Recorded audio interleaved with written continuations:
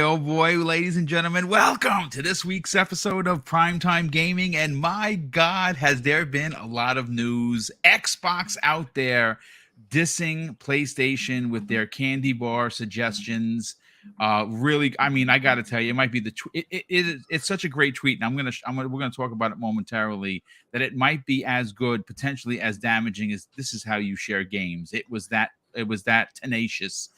We also have, of course, Game Pass, ladies and gentlemen. Guess what? Last year it made $2.9 billion with a B, but apparently to some Rhodes scholars in the community, that's not profitable. Whatever. And we're going to be talking about, well, the CMA. There is a lot going on. Microsoft has officially taken a shot across the bow. They have taken off the kid gloves and they have gone and really went after the CMA publicly. We have a lot of documentation that breaks down what the CMA was looking for, what Microsoft thinks about what they're looking for. And folks, here's the thing: I'm not one of the first kind of people being ex law enforcement to point the finger and suggest corruption or collusion.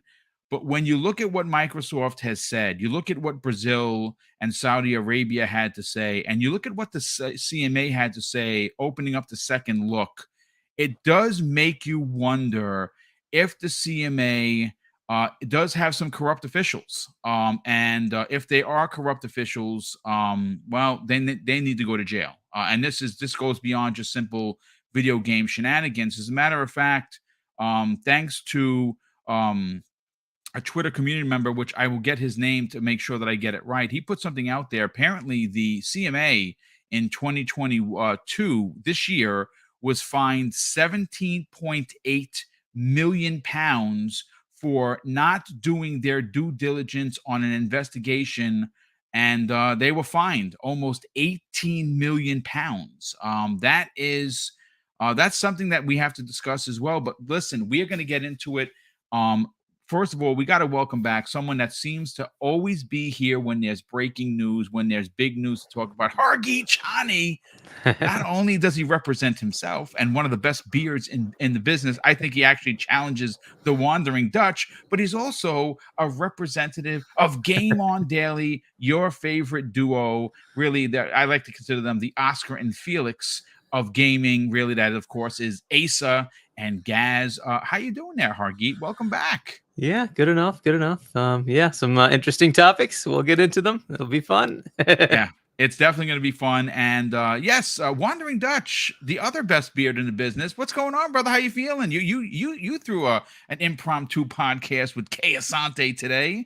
How you doing? Yeah, I'm good. Yeah, we have had a few members down, but thankfully, Asante and WebDave were there to rescue us. So, no, it was awesome show actually. Nice and laid back. A little bit of sauciness at the start, but we saved it primarily for this show. Oh yeah, well listen, we love the sauciness on your Wednesday shows, and obviously the midweek mix-up is a staple, and we're glad to have you guys back, and glad to have you here tonight because there is a lot to get into. And as someone that resides in the UK, I really can't wait to get your hot take on the suggestion that there actually might be some sort of collusion or potential corruption in the CMA when you look at what they've actually said about Sony. And again, folks, when you put a document out there, these aren't podcasters, right? They're not social media gurus. They're not out there trending on TikTok. This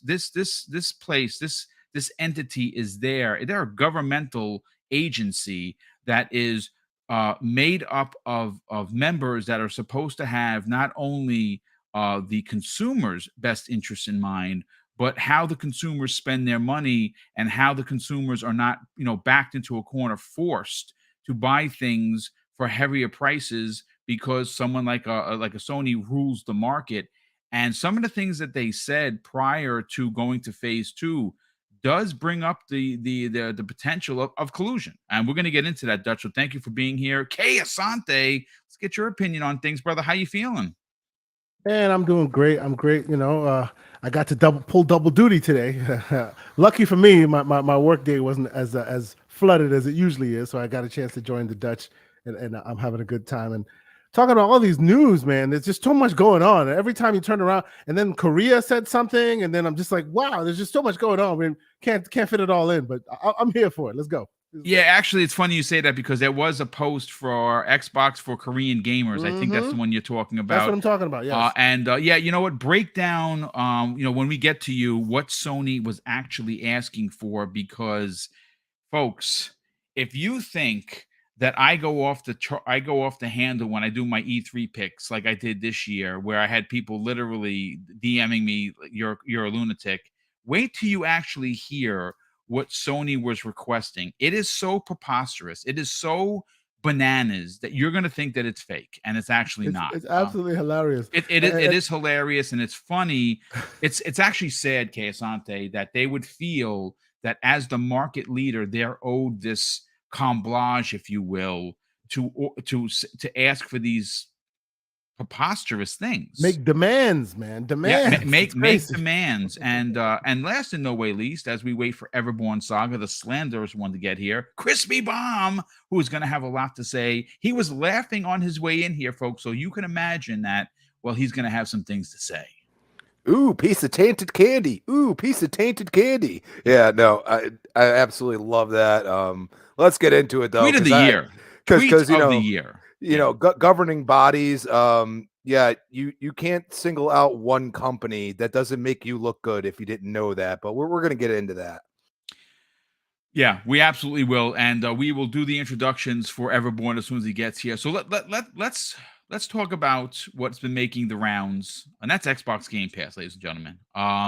Now, if you remember, this never was, to some people, many people in the community, a service filled with fodder. That's another good one that people like to run with. It's Game Pass fodder. There are no third-party AAA games. Here's Everborn Saga. Everborn Saga, what's up? Better late than never, sir. What it do. Diva entrance, of course. Well, of course. It wouldn't be a primetime gaming if he didn't show up at the last minute. Unfashionably late. You know what? You go with your bad self. But listen, Oh, boy. It's great to have you here. We cannot wait to get into you have a lot to say. We talked this morning, and everyone is going to have a lot to say about this. But right now we're going to get into Xbox Game Pass. It was reported, and this number came the way of the Brazilian paperwork that was put out there. They actually just did a revision where they took the $2.9 billion number away from the official documentation. Yeah, it was a bit of an oopsie. But you know what? The cat's out the bag. So, folks, we can't, you can't put the cat back into the bag. The bottom line, folks, is this. Last year, in 2021, Xbox made $2.9 billion with a B on Xbox Game Pass. And what's interesting, folks, is that's just on console. That's not the PC aspect. Now, I can't specifically say if the PC aspect bigger or how much more, but I think it's safe to potentially assume that it's 3 billion. With you add 100,000 to the 2.9. Let's just make it an even $3 billion. And that in itself, Hargeet, is a story, because what that says is that in 1 year, Microsoft has turned around and made more than Sony service, more than Nintendo service, and they are really, they had a bunch of games last year that might have made people want to join the service. You had Halo Infinite, love it, like it or hate it. That's entirely up to you. For me personally, I gave it a 10 out of 10, and I'm not sorry that I did. You also had Forza. You also had Age of Empires, which came into PC. There was a lot of happenings for Xbox Game Pass in regards to first party, but there was also a lot of third and second party games, both big and small. Hargeet, I'm interested to get your opinion on it. $3 billion is nothing to sneeze at when you consider that many people in this community, we've been moving goalposts almost every year. every month, every day on Twitter. First it was a never was, and then it was a Game Pass fodder, and then it was like Xbox still doesn't have any games, but somehow $3 billion. I don't necessarily think that just fell out of a tree. What are your thoughts on the number? Yeah, I mean, it's in line with what you'd expect. Once you get to 25 million, 30 million, that's kind of where you would. It depends on how many are getting the $15 tier. I think a lot of people are, but if it's mostly the $10 tier, that is your 25 million, right? That's essentially what that comes out to, right? So, if they have, like you're saying, maybe another million or two on the PC side, and that will hopefully expand once they get Riot Games in there and all that stuff, right? With Blizzard. You just keep getting more and more. To put that in perspective, just think of like the entirety of Xbox, Bethesda, the employee space that they have, it's under 5,000 people. And if they paid like a very high amount, $200K per employee, right? That's $1 billion. Out of that $3 billion, just 1/3 of that covers their entire employee base's salaries. They're done. Yeah. Just that one little bit, right? And they still have $2 billion to go get other games, right? So all their games are covered. Right, they've already paid for all their employees by just 1/3 of that amount, and they have $2 billion to go get. This is why I believe there was a rumor that Sarah had like a whole $1 billion to go get third-party games in Game Pass. Yeah, right. That was a rumor. And you can see why. They have the money. They're getting it. it's obvious, right? They're getting it. The sustainability has always been there. The other part of it, there's DLCs. People buy them, right? I've done it. I've played the game, and I'm like, all right, I'll buy the DLC because the game was good enough. So they got me, right? I got the game for free, but I ended up paying and buying DLC. So that happens, right? There's microtransactions and stuff like that in some of these games too, right? So they're making money. And that was only like what 20-30% of their revenue for gaming. Yes. They still made so much more. It was right? actually, I think it was like 18% to be specific. Yeah, the total amount overall, that they right? made was Include 16. hardware. I would think it was $16.9 billion. Of total, right? But if you just look at their games and services portion, Yes. I think it was like 30% of that, right? Because they have I think another 9 or so coming from the rest of it, and you're like, okay, well that's pretty good, right? But we don't know how much of the like the ultimate tier is counted in here. If they took that percentage out or so, I don't know, right? So and then as we know, PC Game Pass was not counted. They actually told us that PC Game Pass was not counted as part of this. But yeah, I mean the number is in line with what you would expect, which also means that not everybody's on the $1 thing that everybody seems to say they're on. They are getting money. They're actually getting money. And I think everyone serious. is on the $1, and they actually have 2.9 billion subscribers. Yes, yeah, exactly. They got to 3 billion already. Yeah, exactly. That was beautiful. That's good. I like it. I mean, you know what? He's not wrong for suggesting that, because that's what most which people way would you want it, right? Yeah, exactly, right. Those narratives. So yeah, I mean, I think it's in line with what I was expecting. Anyways, this is where they should be, and it just depended on how many people are still on those, nice deals that they were giving us, where you can convert your gold over to Game Pass, and how much revenue they're actually generating. And it looks like, assuming these are real numbers, right, that is pretty good. They're getting what they should be getting, and that it is absolutely sustainable. It is 100% sustainable already, and as it grows, it will just get more, more. Better for the consumer, because they're going to be able to go make bigger deals, right? They'll be able to take $50 million, $100 million, and get the next big AAA game and put it in there, right? Imagine having something like, I don't know, the next Red Dead Redemption. I don't know if GTA would be too big, but and say, hey, here's 300 million, and we want that day and date, right? And that could happen. They have the money. They actually have the revenue. It's a possibility, right? So nothing is beyond reach. Once they have ABK in there, that's going to go up even further, right? So, and Riot Games, I still think that's a big deal, dude. Let me just tell you this right now: the Riot Games thing came, went, and people forgot about. And I'm here to tell you, I'm not a mobile guy. I'm not a Riot Games guy. I'm not a mobile, like mobile gaming kind of a dude, or a MOBA for that matter. Just not my bag. But here's the thing. When you turn around and tell a player of League of Legends, let's just say, that all they have to do is drop or plop down either $5 with 4 of their other friends or $15 by themselves, and they can score every character, which equates to about $850. Mhm. I am telling you, Game Pass, that deal, Those numbers are going to Hargeet, go up.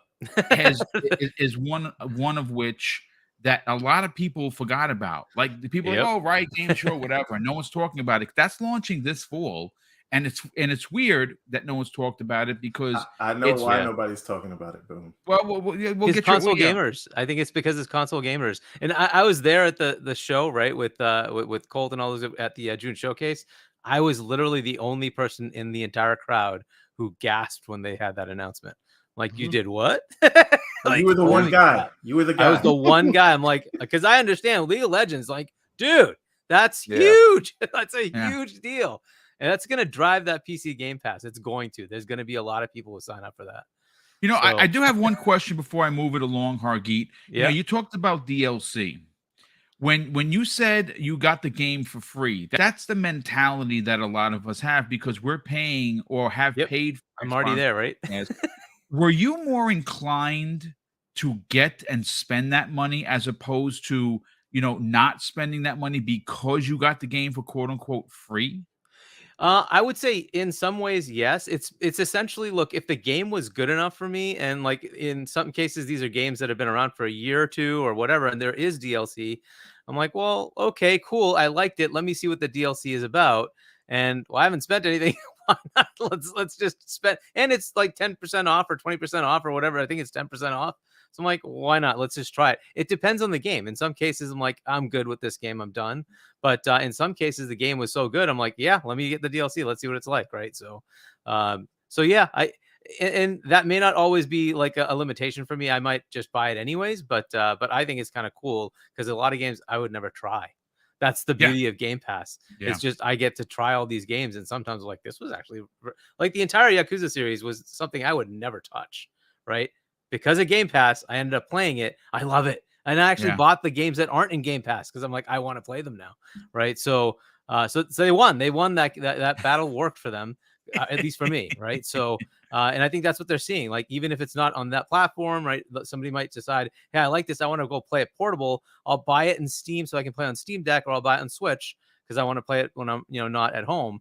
And even though I have it in Game Pass, right? So, like, these things are happening. So Game Pass is just fantastic for now, right? We'll see how this goes, long term, but it is a fantastic thing for now. Yeah. No, good stuff. Listen, before I bring in Wandering Dutch to get your opinion on the Game Pass thing, a couple of super chats have come in. First of all, first one of the evening comes the way of Drawn TJ, generous friend of the program. He drops a $5 super chat and says, hey guys, did you see Hoglaw's video today? He has a lot of info. Yes, it's in my playlist. I have to check it out. I know that I love his thumbnail, by the way. I saw it when I was setting up for the show. He is getting more and more tenacious with his thumbnails. I love it, and I love Hoglaw. That guy is a beast. And you know what? How the hell could you argue 100,000 subs as quickly as he did it? All you gotta do is tip your cap to the man because my God, he has earned it. There's no doubt about it. His channel is fantastic, and he's a good friend of mine and a great friend of this community. We have Donkey Punch. Oh, I like that. He drops a $7 super chat and says, do you think that this will push Xbox to make COD exclusive? Interesting theory. I'm going to say this. Jim Ryan's antics certainly didn't gain him any love from Satya Nadella or Phil Spencer. And it makes you wonder if Microsoft would be inclined to potentially say, okay, so you didn't like the deal that we offered you, so this is what we're going to do. We're pulling that deal, and we're gonna have it end on 2024. And yes, you can have it in your on your platform. But now instead of taking this amount of percentage, we're taking more. There are other ways that they can go about doing this and again, I've said this before. It actually doesn't matter that Call of Duty stays on Xbox because the bottom line and what Sony's afraid of and what they actually said in their complaint to the CMA is that they and this was the exact words, and somebody on the panel find this because I had it. I don't know what the hell I did with it. Sony actually said even with the game being multi-plat, they still think it will cost. I got it for you. Yeah, it will. Yeah, you got to talk about it. Yeah, SIE told the CMA that even if COD games remain available on PlayStation following the merged entity would still be able to engage in partially foreclosure by increasing the differentiation. Sorry, between you versions read of that COD. wrong. It's by doing exactly what we do today. Exactly. Long story short, if they get COD and they do what we do today, it would suck for us. That's Okay, well, there's one other point that you know, it's kind of the thing that's between the lines. If COD stays on PlayStation, it is literally an advertisement for Game Pass, right? Pretty much, because yeah. every time you're spending $70 or $60 if they lower the price, which I don't think they will. Some people seem to think that. So you spend $60, $70 on COD and it's right there in the other service. Normal people, not crazy people on the interwebs, normal people are going to be like, F that. Why am I paying $70 here? And then they're going to start to say, this thing that I'm paying $18 a month for, why isn't Spider-Man in that? I don't want that service. Yeah. And I think that that's really the fear. Yep. It's not losing it. It is like, if you keep it there, it You kind set of precedent. makes the argument worse. Remember, they're used to training their consumers, and now Microsoft is doing some dangerous training of their own. And Sony doesn't want this training. So Microsoft is taking their girl out to dinner, right? That's right. He only Once takes you to teach them that, McDonald's. they expect that. I'm taking you to Morton's. Oh wow. Yep. Oh wow. Well, listen. Let me continue with the super chats, and we'll get to Please Wandering continue. Dutch. I don't know how to pronounce it. EAU. No. Maybe please correct You me. know. You know. know. Well, there you go. Thank you You for know. that. You know. Drops a very generous $5 super chat and says, "Can't wait for the overhaul of the game DVR." That makes two of us, dude. No doubt. That thing needs to be scrubbed and refinished, and they need to do something with it ASAP. I also can't wait for hell to freeze over. So we'll see what happens first. Well, maybe hell freezes over first because that DVR situation is not good. Yeah. Sorry. Second factory reset on the box in the last 2 months to be able to record it all. CMA under fire. Well, thank you so much for that. And Donkey Punch drops an additional $7 super chat and says, if Microsoft has to do a consent decree to keep COD multiplat, couldn't they just say they aren't making COD and reskin it and rename it? Yeah, I mean that The would brand probably is too powerful for that. That wouldn't make any sense. I agree, but I am going to say that Infinity Ward is working on a first-person open world space shooter. And they're working on that. We also have one of the other Call of Duty teams working on something that is a new open world shooter as well. Yeah. I think what you're going to see is Call of Duty is still going to remain prevalent in gaming, but I think Microsoft is going to have a lot of these teams doing their own thing. Like you could imagine Toys for Bob is going to make the next Crash Bandicoot or potentially Spyro or Banjo-Kazooie or Conquer, you name it. So I think for me, what's most exciting about this deal isn't Call of Duty. It's the studios that they're getting. There are so many powerful studios that have been stuck, as Kay Asante says, in the salt mines of Call of Duty. Yep. They'll now be able to make real games outside. I mean, hold on real quick. Speaking of them salt mines, you just said they're going to be allowed to make a space shooter. A space shooter. Open world space shooter? They're making that now. Infinity Ward, yes. So if that's the case, would that be an open world space shooter? Hopefully they won't call him Chief Master. I'm just saying. I'm just saying. Wow, I'm that's a sorry. real low I'm blow. sorry. I'm just saying. Being messy. Yeah. One thing though, what excites me about the deal is the salt that will come from it being approved. Oh, you're going to be drinking all the tears. I know what you're going to be drinking. It's going to be salty tears. Diabetic levels of salt. Oh yeah, God. well, you better have some water to mix with that Gatorade. Otherwise, you're going to feel like you're in a desert. But let's get into the Wandering Dutch. Dutch, listen, 2.9 or $3 billion of anything is a lot. And when you think about Game Pass, that was considered a flop for many. And still, some people, beat down on it because, they don't have the bangers that Sony has or whatever. What do you say to that? What do you say to $2.9 billion? I say, thankfully, this was highlighted in our podcast as well because we touched on it. The 2.9 billion was console only. Yes. It was not including PC. Yep. Which is even more significant because I think PCs had a significant uprise in the amount of Game Pass users as well, and will continue to do so.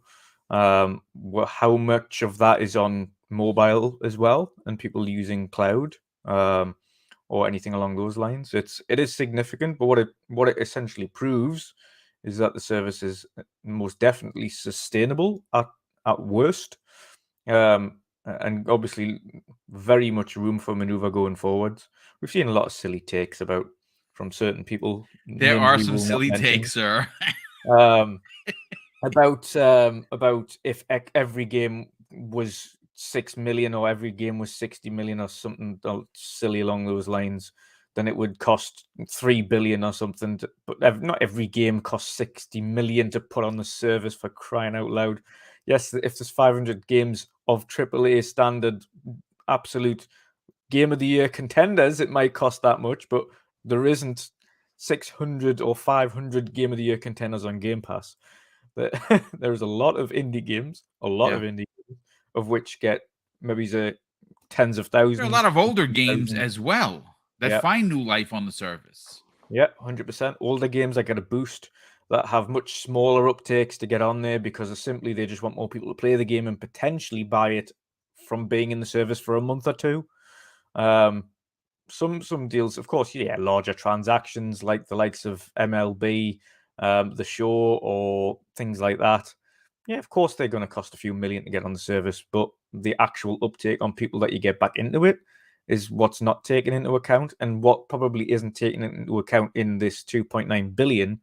As I mentioned earlier on as well, is the microtransactions that come off the back of it, the expansions that come off the back of it, DLCs, etc. Hey, Dutch, you're making a fantastic point that I think a lot of people miss out on. And boom, this is what I was talking to you about earlier. We all understand loss leaders when it comes to hardware. Why don't, this is why the whole argument about whether it's profitable doesn't even matter. If we can understand loss leaders when it comes to hardware, why can't we understand it when it comes to services? Right. Yeah. So if the service brings you in and you end up spending more money in the ecosystem, that is the point. Yeah. Right. So we don't even really need to have, it's almost a dumb argument to have whether it's profitable or not. It doesn't matter. We're only having that argument because of some dumb math wizards. No, not math wizards.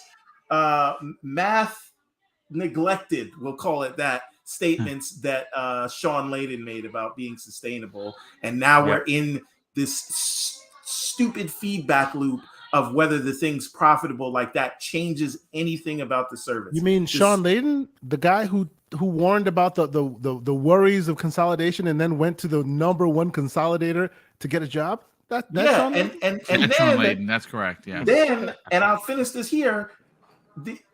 Then we're arguing this point, and like Microsoft believes in it enough to spend $100 billion on it, and the people that run the $2 billion company see that much value in it, and we are here arguing about it. Not us, but these people are having conversations like, well, I don't know if it's going to work.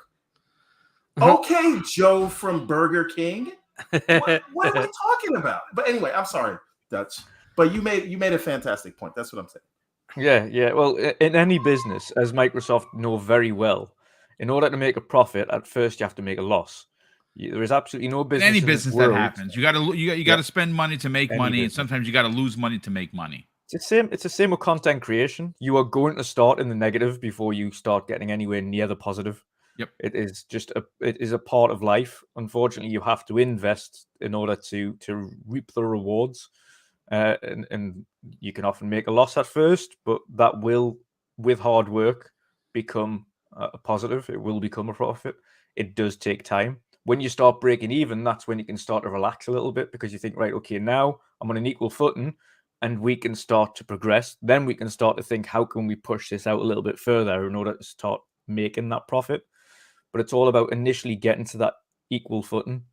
Once you've got to that point, then you've got no more kind of debts and things hanging over your head. Things are balanced out nicely. So you think, right, okay, what can we do now? How can we push this forward? That is the state that Microsoft and Xbox are at now. The way that they push this forward going forwards is, of course, the continued and frequent rollout of first-party games, something that they have lacked in this year. If we're talking about 2.9 billion in terms of a turnover just on consoles without first-party games put into the service, which is significant. We had last year 2 or 3 major ones. Unfortunately, they didn't turn out as well. One of them didn't turn out as well as they should have hoped, but the others did well. However, when we're talking about brand new IPs into the service, things that will bring in new customers, major IPs, major games, when they start rolling in, that's the next step. Yep. Getting consistency. And once they start getting that in, they don't have to rely on these third-party deals that they're getting, which means that the costs will come down on these major third-party transactions to get deals into Game Pass. Yeah, we're still going to get few now and again. Of course we are, because there's going to be some that are just too tempting to pass up. I agree. But when those start coming down, then the outgoings costs will go down, and the sustainability again of the service goes up, and then you become even more profitable because you're paying out less to developers because you're having to essentially get less games, less of these exclusive Game Pass kind of day one titles into the service. That's not to say we don't want them, but when you've got an abundance of first-party titles going in, you're less reliant on that, which means that they don't have to force themselves to go out to the market and make these large deals in order to keep this service growing. So all in all, when it starts to come through and when this starts to spin correctly, that 2.9 billion is going to be, I mean, that's on what is a theoretical 25 million subscribers-ish, because they didn't say any changes there. So we'll say 25 million. If you add another 10 million to that, you're talking going up again, maybe 3.5 billion. And then you go up another 5 million, you're talking closer to that 4 billion mark. You go up again, and so on and so forth. It becomes more and more profitable as time goes on. Things don't happen overnight. And of course, it had only been a couple of years for a service. A lot of services, other than Disney Plus, take decades in order to become profitable. I mean, even now we see Netflix occasionally struggles with finance issues, struggle to make a profit, regardless of how many shows they're pumping out that are absolutely amazing. It's not always going to work out. You're going to have some bad years, but then you're going to have some really good years. Like you say, even Disney Plus now, they had, especially at the start, unbelievable programs put into that service, but some of their most recent shows have been a bit teetered on the edge of mediocrity, let's say. Don't talk about She-Hulk like that. That's not nice. I was about to say, don't you dare slander would say She-Hulk. We do not appreciate that, sir. This is when I quite enjoyed She-Hulk, especially the last episode was pretty dope. But anyway, but let's but for the sake of argument's sake, anyway, let's say it isn't their best work by any stretch of the imagination. But has that damaged the service overall? No. Will they get back to better things? Most likely, especially when you look at the money Disney have. Let's face it, they can pretty much correct any mistake if they want to.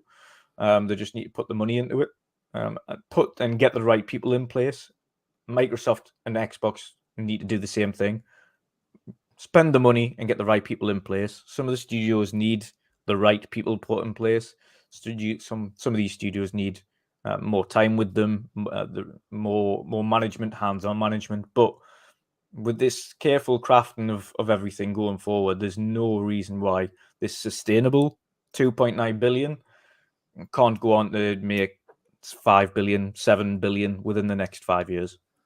It's on track to do so. it absolutely is, and it's going to go up each and every year. Listen, let's bring in Kay Asante, get your opinion. We'll get Crispy Bomb. We'll get Everborn. And then we're going to get to the big topic of the day, because I already see people in the chat. First of all, we're almost at 425 people here. big shout out to everybody. Please do me a favor, hit the like button, subscribe if you're not already subscribed, and share this on social media. Let the people know about this show, about Primetime Gaming. We've had back-to-back huge successes.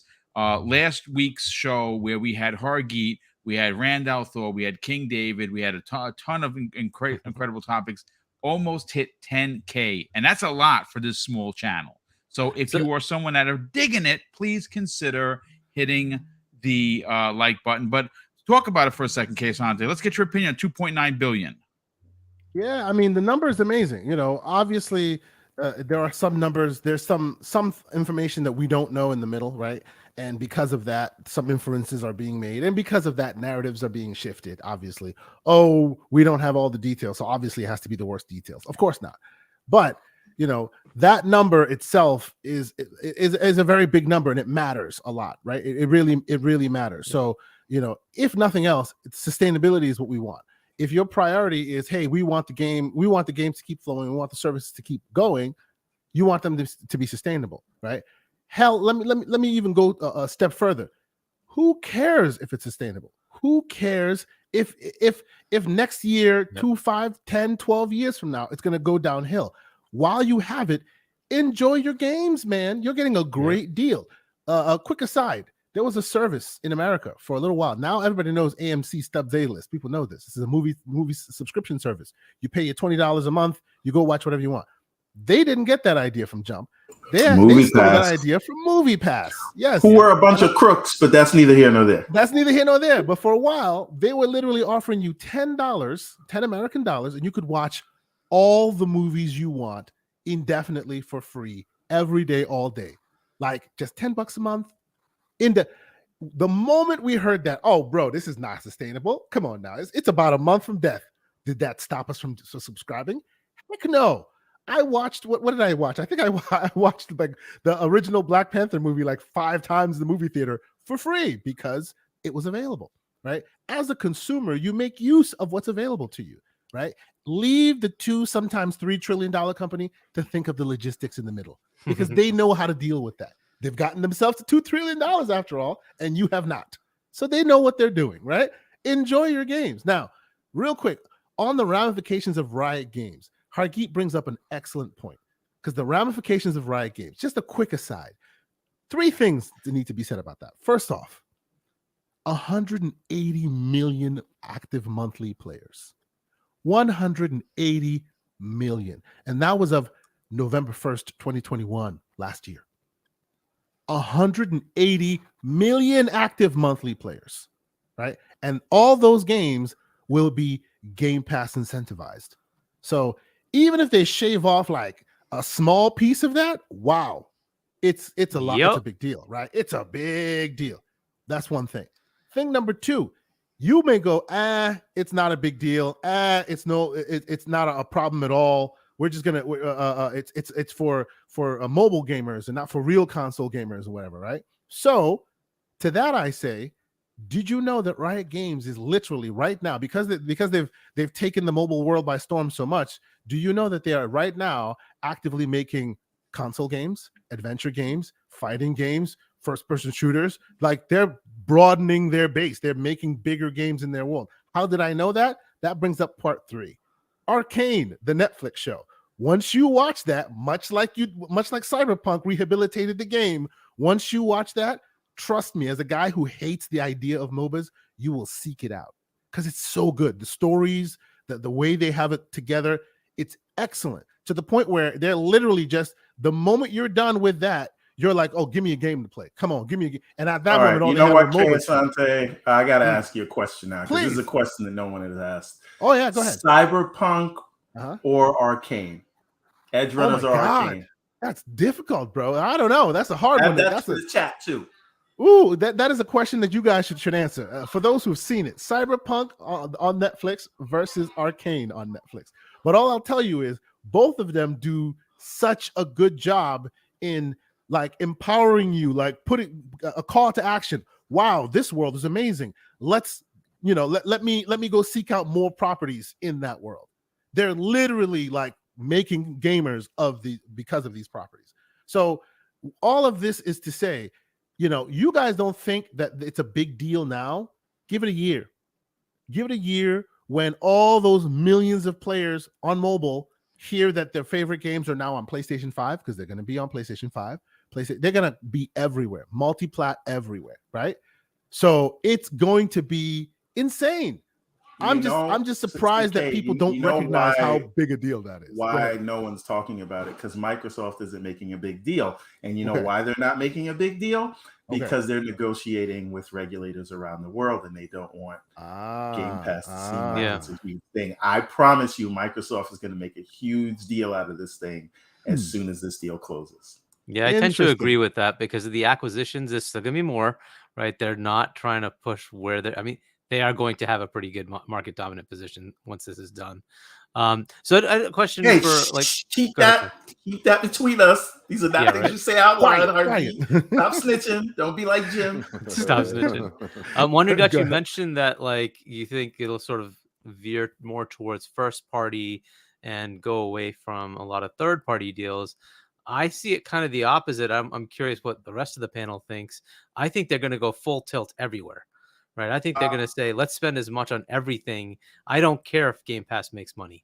Right. Well, I care that I have more content that will drive people to my ecosystem and get Game Pass. So I think that's what's for me. It's not that they won't go out and do it. I'm saying that they won't rely on it specifically. I think I think there's a few ways to look at it, and that depends on how the back end market plays out. Right. Like, what are the offerings from Amazon and Google? But if they do get to that dominant position, I'm not going to lie to you, and this may sound crazy, but I could see people paying to have their games in Game Pass. Mm-hmm. Oh, yeah. Because let's say they do get 100 million people in there, 200 million people in there. That's instant access to your game in front of all those people. If you're going to be, your model is to sell those microtransactions afterwards, they're giving you an audience that you couldn't really get on your own. Right. And so I think once you get to those economies of scale, the equation completely changes in terms of what will and won't go in there. My hope, though, is that they don't get so big and they start smelling their own farts and then stop paying attention to the indies. Yeah, I mean, it is a concern, and it's something to be worried about, right? You don't want Microsoft to get too big and then become complacent, right? That does happen, like any market leader, right? So you want other big entrants to come in. It's disappointing that Google's kind of given up, but Amazon's still kind of in the infancy stages. They're still there, and I still say watch out for Apple, because they're going to come at some point. Dude. On the point of Amazon, like I keep saying this to folks, and people like discount it. If you happen to be a Prime subscriber, which you probably are because everybody is, you get free games. Just go and check, just for the purpose of Luna. Go check it out every month. At the very bottom of gaming.amazon.com, at the very bottom, they give you a bunch of free PC games. You may or may not like those, fine. But at the very bottom, they always give you 5 different games that are currently in Luna that you as a subscriber is allowed to click on and just play. Plug in an Xbox controller or do it on your phone, whatever. Try it out. I think they let you play. Once I did, can actually install it locally too, I think. You can install it locally as well. Yes. Once I did, I knew the truth, which was Luna's the next big animal. They're just choosing to be quiet about it right now. We don't know why they are not started. I think Amazon is kind of sitting in the background to see how regulators treat Microsoft in terms of this acquisition. I think once it goes through, that's the signal to everybody who wants to invest. In terms of offerings, they are very much like on par with Game Pass. Very much on par. Yeah. Very much. Thing that even quality of games, they're very much on par. The thing that works against Amazon is that the FTC hates them. It's a minor all problem. Regulatory bodies hate Microsoft. So. To a point, I think they're not as annoyed with Microsoft as they are with Amazon, for the simple reason of their Amazon store and the practices around like pretty much everywhere, where they've taken away a lot of mom and pop stores by making everything on Amazon, right? It was the Walmart effect at first, and now it's the Amazon effect. And they also have been doing some pretty nasty things, and this is all stupid, not related to games, but with like people putting their stuff on their store, and then they go find out how it's manufactured and go And do then it they themselves and undercut sell it them. cheaper. Yep. And it's like, well, dude, you Yep. can't compete with your So own, basically, like, for partners. those who don't understand, basically the reason why people hate them is the rule is you can either own the field or you can be a player on the field. You can't be Yep. both, and they are both. They Yeah. both Amazon own the Basics, field baby. and they're Yeah. a player in the field. So as soon as you do something cool, give it 5 days, they'll find a way Yep. of doing what you did cool, and then your product is on page 2 and their product is on page Yep. 1. That's why people hate Amazon. And that might be why, Easy like, there was the thinking. rumor of EA being bought by Amazon. That might be why they put it on hold. Was like, if the regulators are giving Microsoft problems, they're definitely going to give Bezos problems. gonna They give do not Bezos like problems, that yeah. dude, right? Absolutely. So So, folks, I should quickly point out that we've received some word that Mr. Boomstick had an emergency situation, and he asked that the show must carry on, and we will continue in his stead, and hopefully he'll be all right, and we'll get word from him. But as we said, the show must go on. So we did not hear from Crispy about this whole situation, sir. Billions of dollars in Game Pass is being made here, right? Obviously, some folks are like, considering that it's Microsoft, they probably spent $2.9 billion just getting all the games. So this is nothing. What is your opinion, sir? What do you feel of? How do you feel about all this? Is this a sign of good things to come, or is this just kind of much ado about nothing? All right, let's throw the profitability word aside, okay? Because any subscription service that's ever started does not make profit. They invest and invest and invest, and if you look at the ABK deal right now, you say, okay, what are they doing? Investing. All right, so you could say that 2.9 billion, but then you take 70 billion away. You know what I'm saying? Like, let's be honest here, okay? It's only logical to say that the sustainability of Game Pass is completely logical to them. Now wait, there's more, okay? Because Microsoft does this all the time, okay? How much money do they spend on R&D and everything else to make, their all their programs better across the board? They are looking at this and they are saying, how do we make this better? How do we make it, a revenue killer eventually, like Windows, for example? Anybody remember? They own Windows. Certain companies pay for certain things when it comes to, Outlook and Teams and all that stuff. Those are subscriptions. If you didn't know, those companies pay on a regular basis for them. So when you see Game Pass, you say, well, that's not the whole thing. And it clearly isn't by the revenue. We all see that. Okay. But they see that becoming 50, 60% of their gaming revenue at some point. But it requires investment, people. So you armchair stupids, as I would like to call them, that the people that, want to put some kind of weird math in there and not take into the fact or the account that they own gaming studios. I would say at least 50 to 100 of the titles are actually old games that they bought the company, and there's no development cost with those. They're just releasing them in a Game Pass. So your armchair math, you gotta be a little better. I'm with Everborn in the fact that they don't want to release the actual numbers. And that's why we're talking about 2021 here, because they don't want to say that we have 40 million subscribers or whatever it may be, but it's definitely not 25 at this point. You know what I'm saying? You want to stick with the original pronounced numbers because it's the smallest it can possibly be, because it may not be 50, but it's definitely not 25 still. And exactly. That may work against them. Yeah. And that's where we're getting into. I mean, I don't mind that this is being scrutinized and we're going to get into it, but it's like, there's some stuff that I just don't like about it. That being said, I mean, you got to look at it from somebody that's going to be 35 this year. And I say, if I had Game Pass instead of Blockbuster, my God, not only would I have saved a ton of money, I would have done a lot less chores. I'm just saying. So, it's one of those things that, so what you're saying is we're breeding a new generation of kids that have no respect for work ethic because there's a bunch of games being given to them for free. Is that what you're saying right now? Well, I'm sure some PlayStation This might be a gamer will counteractive, make that. actually a good make that fact something. against Game Pass. I'm saying, yeah. Let's go that narrative. Yeah. Instead of creativity and actually thinking about these game developers that have been one single That's entity right. that It'll create a whole generation of babies who just get games in subscription services. They don't know how to pay for them. Well, it's You the know, same as movies, right? It's what they're In or my want day, I to- used to play music. Mega Man for hours because it was the only game and it was difficult. So you didn't think of other games, like you bought that one game and that's all you got, right? I mean, think about that.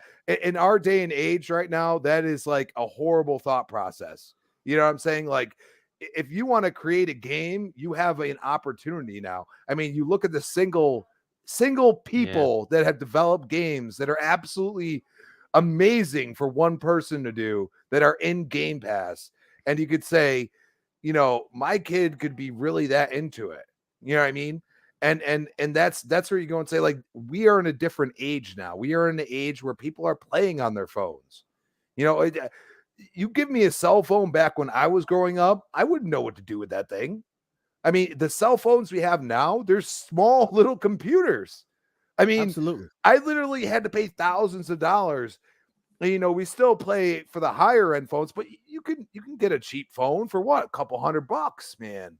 You know what I mean? Like, and then the opportunity, in the way Xbox is doing it, it's not just like, oh, we have to stick to Xbox consoles only. We are going to put it everywhere. And that's where I'm intrigued. I'm like, I'm waiting for a mobile Game Pass. I want to see those PC numbers. They're not going to tell us at all because they are being looked at very hard. You know what I mean? And, that's their problem right now. And I think, once we actually get some numbers for this year, after it's all said and done, and I don't think they're going to say nothing until this deal is done.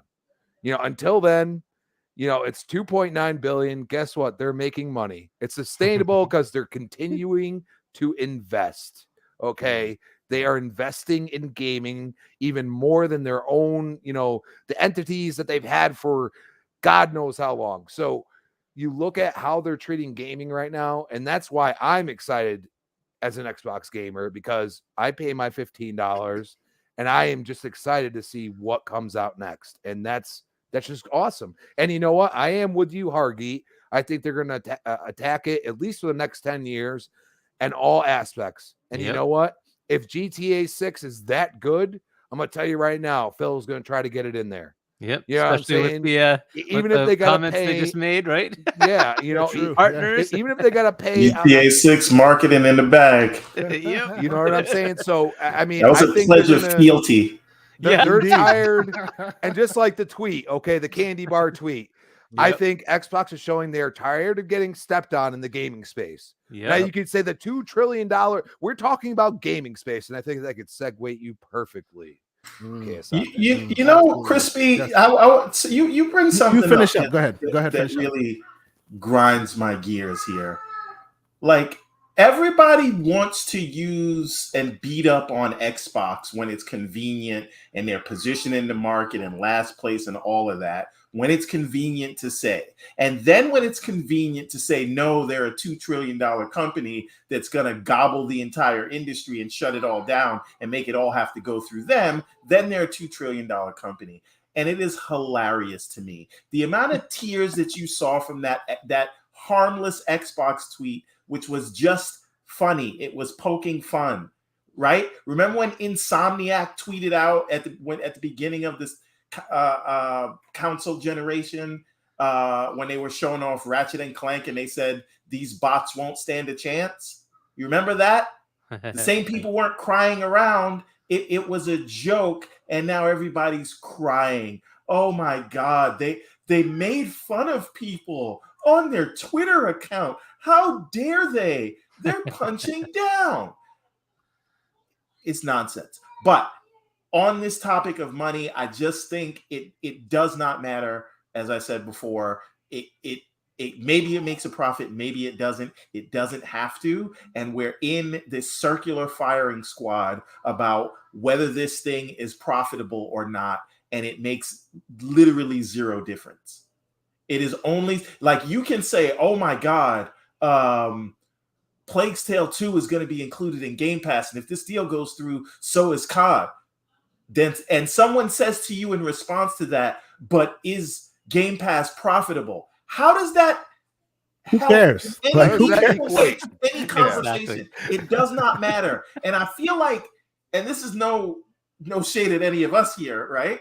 But I feel like the conversation or the topic itself is purposely stupid, and then it drags us down to address that stupid level idiocy, and now we look just as stupid as them.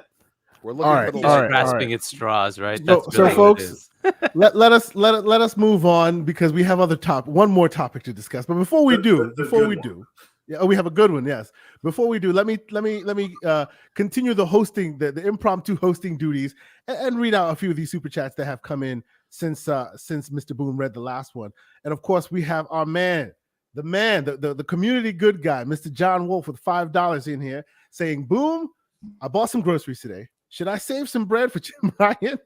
Take care for you and the No, panel." you should wonder how it's so affordable, even though there's inflation through the roof. Like, how are they able to give this to you? 001 became a member. He's a member for 2 months. He gave a $5 super chat, and he said, "What does it say? Kumbaya between Microsoft and Sony is officially dead. All thanks to Jim Ryan. He may lose his job over this." Nice until you start messing with their money. Exactly, right? They were kumbaya in the front. I bet you the swear words that were never caught on camera, but I'm sure there were some. I'm pretty sure there probably were some.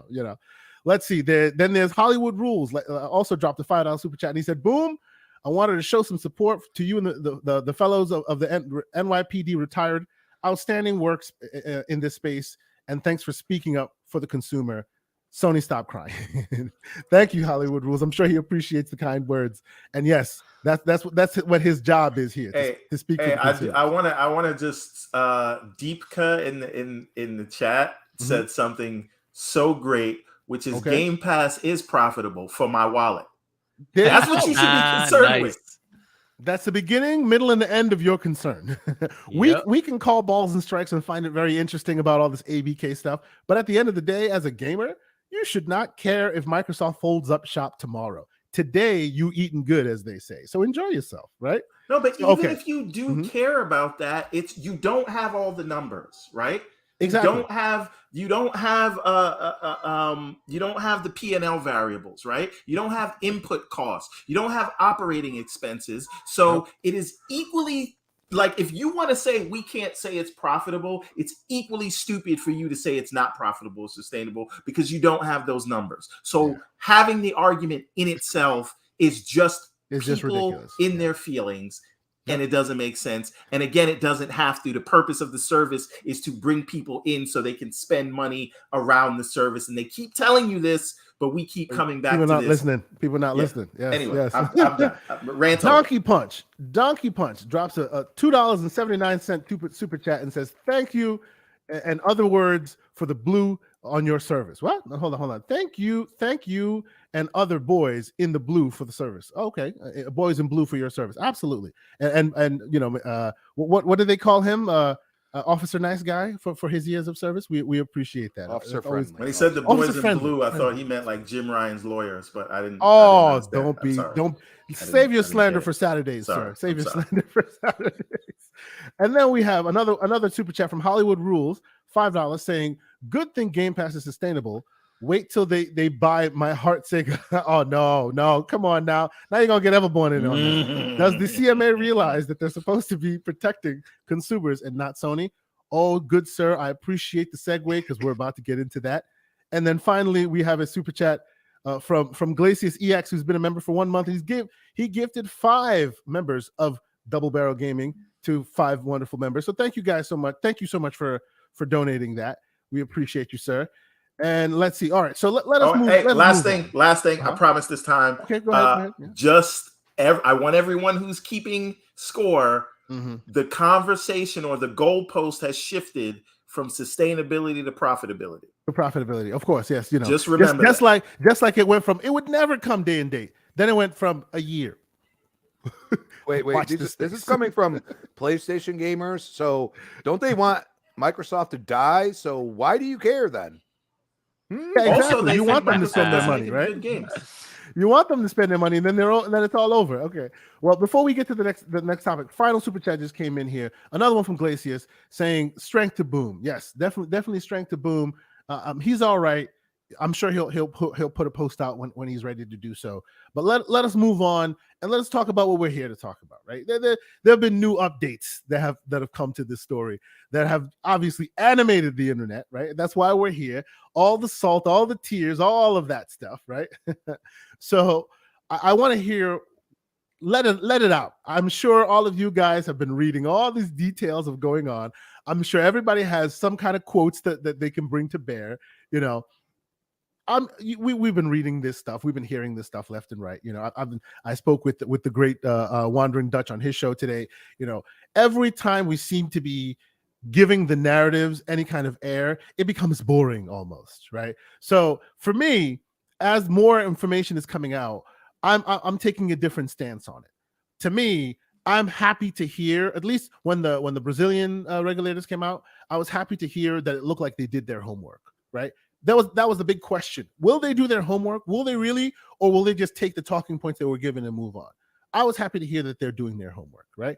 Now we're hearing more and more details about what the complaints were from Sony and how the CMA is responding to them. They haven't really taken it all the way there yet, but even their initial response prompted Microsoft to come back in a major way and dismantle some arguments. So I guess, you know what? Let me start with usually the most verbose one in the room. I will start. Hopefully, we'll get him out of the way off the top. Mr. Everborn Saga, you probably have highlighted comments and sections. So let's get that from the top right now, and then we'll go down the line, sir. Okay, You've been hearing this going on. What is your take? He woke me up this morning at 7:10 going, bro, have you heard the news? So tell me what's going on, bro. It feels to me like Microsoft has been listening to all of us in the YouTube commentary gaming They're space, watching us right now. And they were like, yeah, I'm taking these notes. Mm-hmm. Yes. Let's say that. And I don't know where these came from because I'm trying to see where Tom Warren and VGC are getting this. It should be a published document somewhere. I have the published document, actually. So who published the document? It just has, the document that I have, ultimately, at first I got a snippet of it, and then it says from CMA, and if you then click into it, it gives you a whole PDF of the document. I will actually, I will send it to you in the DM real quick. It was actually posted by the one that I'm referring to was posted by News for Koreans. It's a Twitter page. No, but is this a public? But listen. Yes. Is this a document published by the CMA as a part of? That's my point. It's in that tweet right now. If you go to the primetime DM, there's a News for News for Koreans, Xbox News for Koreans, and it says right there, pulled from, and then that link is a PDF. That's the full CMA. Okay, I'm going to go to all the 76 pages of it. See what they say. So, anyway, yes. The first thing I said, and I tweeted about this. This was actually before Hoag's video came out, and I think he kind of agreed with me. If you watch his video on this, I do agree with Microsoft's position here. I don't know how wise it is to basically insinuate the CMA is either corrupt or inept while you're trying to get an approval from them. But that is exactly what they did, right? They went out of their way to say that the CMA basically has not done their due diligence, saying that they're in the bag for one company, being Sony, and then they continue to rip Sony apart, right? And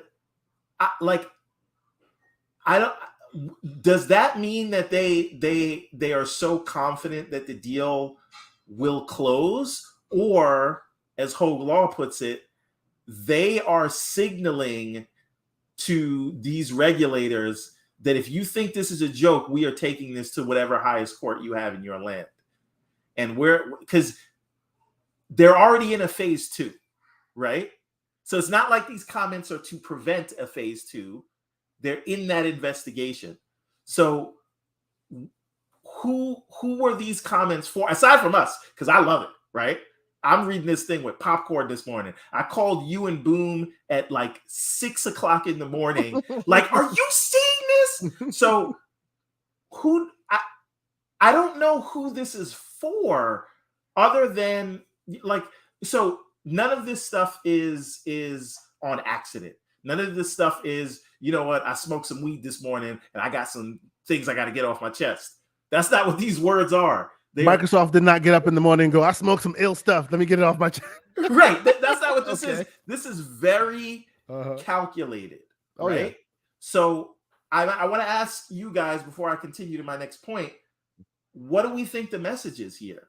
Who are they sending a message to? Harjeet, what do you think?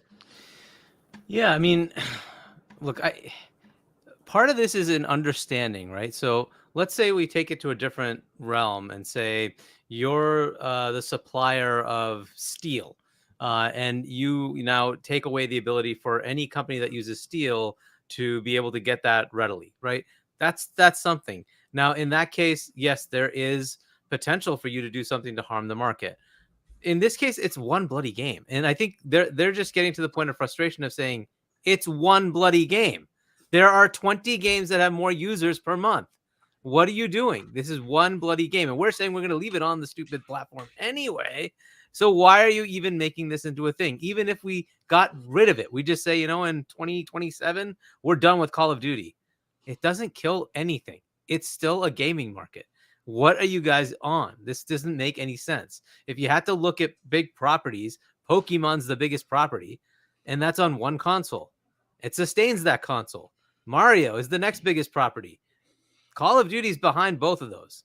And Mario and Pokemon are on one platform. Are you saying to me, Hargeet, So that it sounds like the argument they're making is not to the problem at hand, that they're actually saying A when it actually should be B? Yeah. Yeah, and I also want to be fair. That's not what they do in the first phase, right? In the first phase, they do what they can to kind of consolidate the information in a short period of time, right? It's more surveys, putting it together, and then some cursory analysis. The second phase is when they get in depth into all this, right?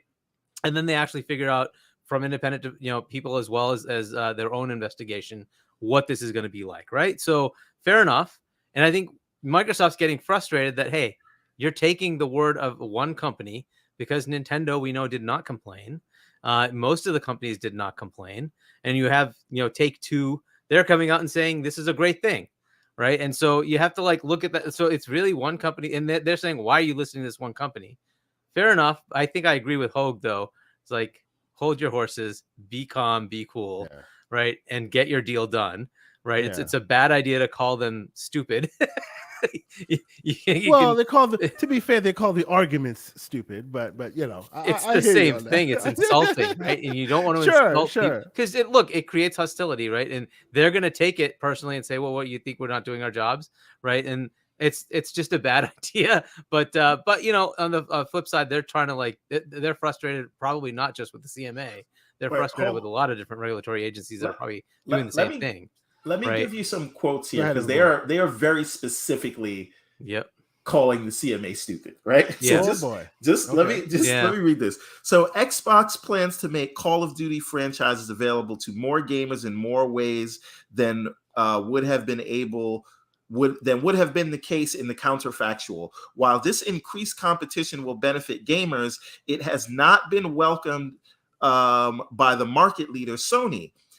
In Theory of Harm 1A, the CMA adopts Sony's complaint without the appropriate level of critical review. Indeed, industry commentators have noted the referral decision is written like they want to protect Sony's number one position in gaming while complaining there isn't much doesn't this sound like Hogue Law wrote it? Doesn't it sound like a militant gamer who really knows legal? You want to talk about militant? I have more.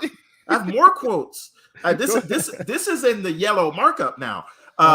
Sony engages in conduct today that reflects its market power in console gaming, including increasing prices to consoles without fear of losing market share.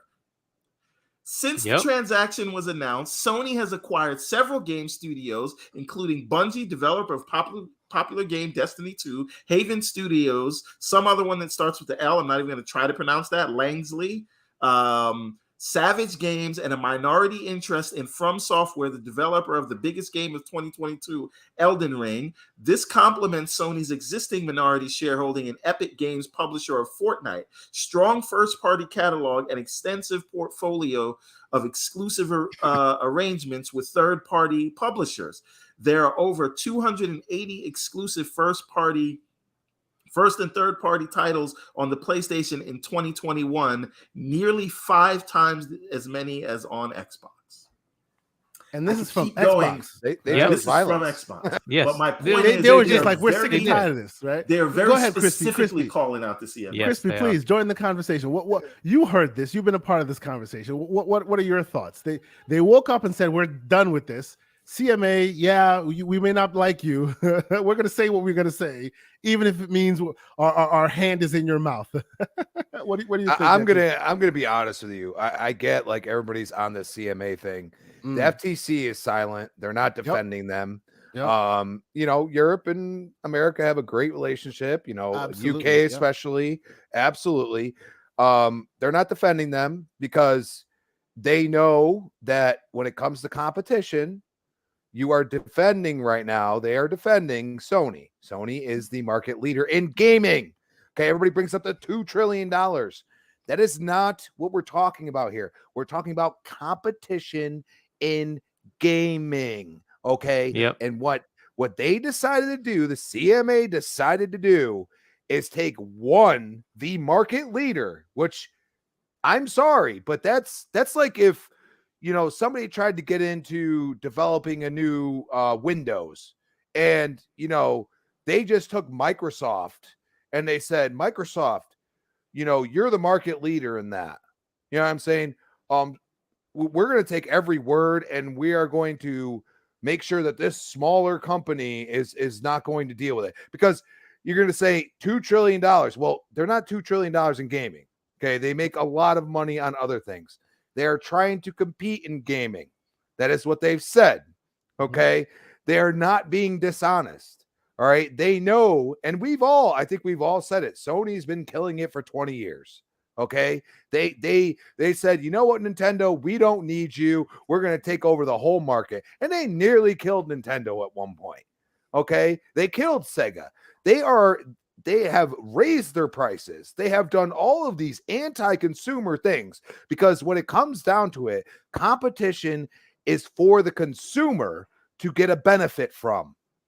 And just because Microsoft is offering something that is far better and far more consumer-centric to our dollar, my wallet feels better being subscribed to Game Pass, that all of a sudden I'm supposed to sit here and scrutinize them because the rest of their company makes trillions of dollars. No, you are doing something that I might actually play a Call of Duty if it drops in Game Pass. How about that? And you know what? They have not only done that stuff, but they have helped smaller developers create games that are pretty amazing. All right. As far as gaming is concerned, Microsoft's doing the right things and Sony's doing the opposite. And I'm sorry, dude, it's all right there in front of you. Literally, how many, months have we had just bad press from Sony? Yeah. Doing egregious things. And this is because they're the market leader. If the CMA doesn't understand that PlayStation is using their market league to their advantage and charging consumers more, they should have passed this a while ago, because that's exactly what's happening. And they're doing it right in your face. And then they're asking you to help them. I mean, it's absolutely absurd. I mean, they literally didn't even include America. They included, Europe and the UK and said, we're going to charge you $50 more for your console. I mean, come on, dude. And you know what? It is 50 here. It's just they're including a game here. I don't know if it's the case over there, but I mean, to be honest, yeah, see, that's what I'm saying. and literally everywhere I go, there's PlayStation 5s now. But guess what? You got to have Horizon Forbidden West. I don't want the game. You already have sorry. Horizon Forbidden West. Here's another what copy. If you already have it? Yeah, that's right. $10 more for upgrades. I mean, they're spitting in the CMA's face, and the CMA is eating it and saying, okay, everything's good. And it's like, dude, it's like, come on, Microsoft is just trying to, at least as far as right now and the way it's concerned to me, trying to save me money. I'm sorry. Yeah, I mean, like that's the way I look at it. Yep. So okay. I want to hear what the Wandering Dutch has to say, but let's flip it a little bit on here, right? So like I said, me personally, I was always happy when I heard things after all had been said. The incumbents and the statements made on both sides, and then on Brazil specifically, they spelled it out what they thought, and then they gave their reasons for why they thought that. And I was like, breathe a sigh of relief. Somebody actually paid attention, even though they may not know all the details of this industry. It looks like they spent some time and they dedicated themselves, and they really got to know the balls and strikes before they made their ruling, right? Here we are. We're middle of it, right? We're in the middle of it, right? You Dutch have a far better understanding of the CMA than we would, being where you are, right? So you probably have heard certain acronyms that we haven't heard for in our daily. You've heard them pretty frequently living where you live, because until this came up, probably a lot of folks didn't even know who the CMA were or what they did, right? So I want to hear what you have to say about the back and forth and Microsoft's response to it. Okay, let me know what do you think. I know how you feel about all the drama of it all, and brother, I feel the same way you do. But how do you feel about where we are now in it? How do you feel about what they're saying? Clearly, this is for trying to level set. They're trying to level set the environment. They're trying to say, hey, this is what we think. What are your thoughts in this in relation to the CMA that you probably know better than we do? Yeah. With regards to Microsoft's position, I understand why they're getting frustrated, because on the face of things, as does it to everybody else, they are literally have regurgitated Sony's concerns. Whether or not this was intentional or just a byproduct of speaking to Sony and then putting out this post saying, "Oh, these are the concerns we have following discussions with Sony." Either way, it comes across in a state essentially, but that the CMA is saying, "Oh, well, it's going to phase 2 because Sony are complaining." That's essentially how it's come across, and there's no wonder why Microsoft are kind of complaining about that and putting out a post to say it's coming across as if you are literally ignoring everything and just taking their concerns into account. From a CMA standpoint, Hargi is correct as well, and I haven't had a chance to look at what Hoglo has said as yet. No doubt it'll be in depth. But having spoke to also Luke Steele, as I mentioned, from Green Pass Gaming, who is a mergers and acquisitions lawyer, has dealt with the CMA and European regulators for other acquisitions, etc. They're essentially the only way that this could be blocked. Well, they've got to find substantial evidence that this would cause harm to the market overall, not just a singular, as that wouldn't stand. So although the wording is aggressive, as it were, which it is, it's aggressive wording by the CMA to say, "Oh, this is X, Y, and Z." The only way that it would, if it happened to fail, the only way it would be overturned in UK courts would be by CAT, which is the tribunal, so the Competitions Authority Tribunal, and only if there is irregularities with regards to procedural issues or inaccurate kind of representations or definitions. So there have been inaccurate definitions and procedural issues in the past, some of which have been overturned, others of which have been upheld. The issues, of course, are still there. So they have made mistakes in the past or not presented the correct information. However, the actual substance of those is that they still need to provide what is classed as legal certainties, that what they provide is essentially factual, that this is actually going to damage the market, and they need to provide factual evidence of that damage that would be caused. Now, of course, there is no factual evidence that would suggest there would be substantial damages to the market presenting.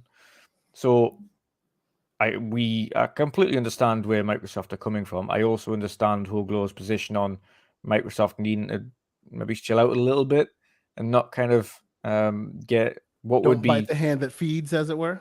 Well, not so much that. It's of course because if if Microsoft do get frustrated and make a comment, and the CMA then go and intentionally do something that would be counter or classed as procedural failure, then it would be overturned anyway by CAT, because of course they haven't followed procedure. Yeah. So they couldn't. So either way, even if they did bite the hand, it would not lead to the CMA doing something untoward because they are not allowed to. They can't do. Yeah, it couldn't, because CAT would overturn it and tell them to review again. Regardless, they would still have to follow procedure and make sure that everything they do is by the book, and they present the required factual evidence in order to make their decision, whether it be right or wrong. They would still have to provide that fact. So even if they were trying to spite Microsoft for saying something about them, they couldn't. There you go. There you go. So they don't have to worry about. So I suspect that could be possibly why Microsoft was like, screw that. There are more checks and balances in place here. We can say what we need to say. What do you think?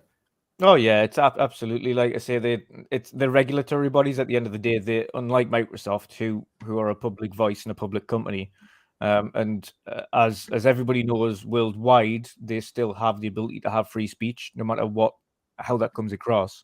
They still have the ability to say what they need to say. That shouldn't harm. Having an opinion on a matter should not harm the deal in any way, shape, or form. Of course, it's outspoken, so some people will view it as, you shouldn't be saying that. Things are still going through. They are still going through, but still got an opinion on the matter and can still say how they feel about the way you're conducting yourselves throughout the investigation. Yeah, it is that you mentioned. Phase one is very much the basics of the basics, and every deal of this transaction and smaller goes to phase two. It isn't like they always find something that would be concerning in every deal of this size and every transaction of similar size, any billions. So what you're saying is, if I'm understanding this correctly, what you're saying is the size and the scope of the deal, almost by its very nature, foretold the phase two before they even started the deal. Yep, right? Absolutely. Okay, absolutely, because somebody in the market, no matter how big or small, someone will have opposition to it.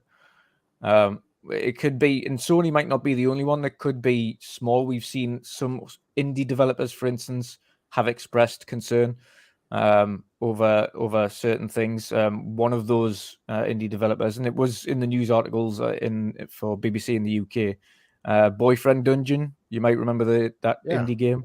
Mm-hmm. They expressed concerns as well over that, fearing that it would cause potential effects on competition for indie developers.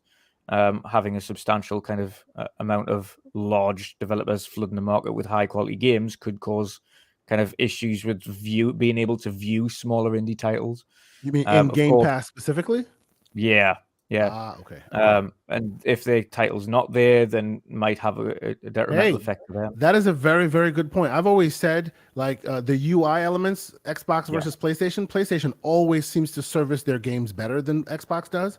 It always seems to be a special snowflake in their library versus Xbox, which is just another card in the stack. That's a valid point to be made. You know, maybe this will inspire them to, do something more creative in that space. Hey, that's a good. It's not just, of course, and to counter that, Sarah Bond also commented to say, "Listen, we have ID at Xbox. It is the most, like, not only the most competitive, but it is provided the most amount of like revenues for indies." No, it's more. It's not just the most amount of revenues for indies. Mm-hmm. It's the highest potential avenue of growth and access to putting games on platforms than most other services, essentially console services specifically. No. In the way that they've kind of went on with ID at Xbox over recent years. So I think they're saying Game Pass isn't an issue there because ID at Xbox is that. I think the issue Boyfriend Dungeon had was potentially the idea was shot down by ID at Xbox, and they didn't kind of like the idea of the game, and thus didn't proceed with providing that support with ID at Xbox at that time. And then it became a thing, and then they ended up putting it in Game Pass anyway. They put it on the console anyway, and once it had kind of been okayed, but they weren't going to kind of put it. They weren't gonna back it up before it became a no. But see, To be But there's gonna fair, be- there's gonna though, be doesn't outliers that like sound that. a little bit like a There's gonna be disgruntled outliers. indie who wishes he got more funding in the beginning until There's his gonna be idea came out? Right?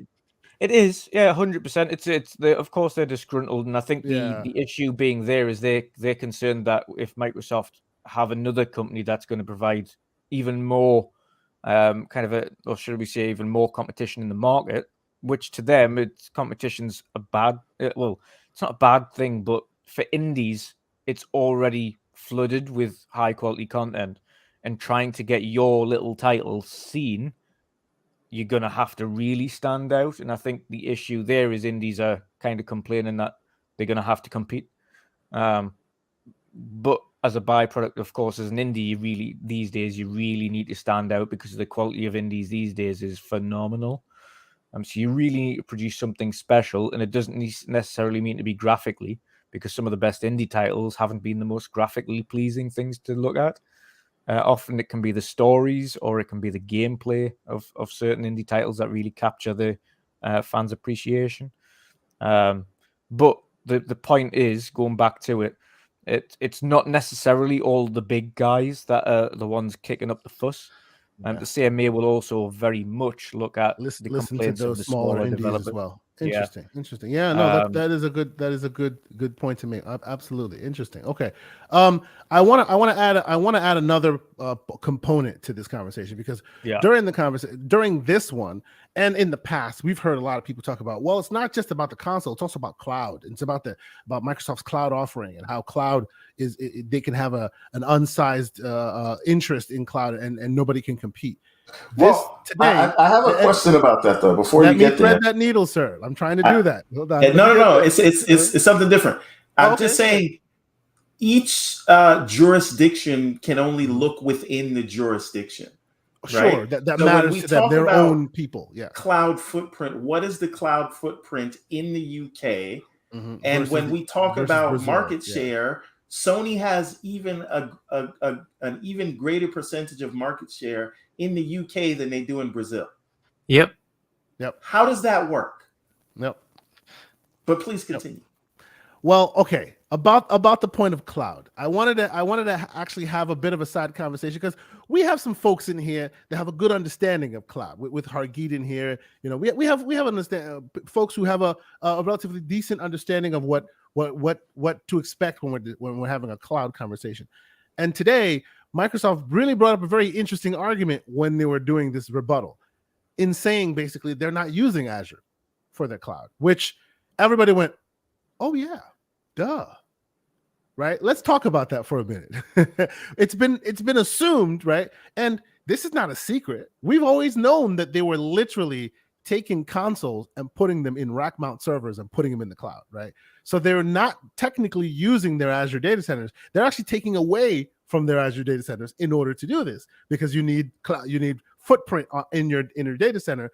Either you're putting your servers in there that run Azure hypervisor software, or you're putting the Xbox SoC on there, which has a variation of like Hyper-V and all that running on it as well. So it can communicate. But by and large, it's basically Xboxes in the cloud. It's not hardware. It's not Azure. It's basically Xboxes stacked in the cloud, right? So that made a very interesting argument to counteract the whole idea of, oh, they're big in cloud. What did that mean to you, Hargeet? I'll start with you, and we'll work our way through. Yeah. So a couple of things. First, I wanted to also bring up the market share thing. And in Brazil, console wise, I think it's about 60-40 still in PlayStation's favor. But in the UK, it's interesting. The PS4 gen, it was like 80-20. I think it's close to 60-40 now with the PS5 Xbox Series gen.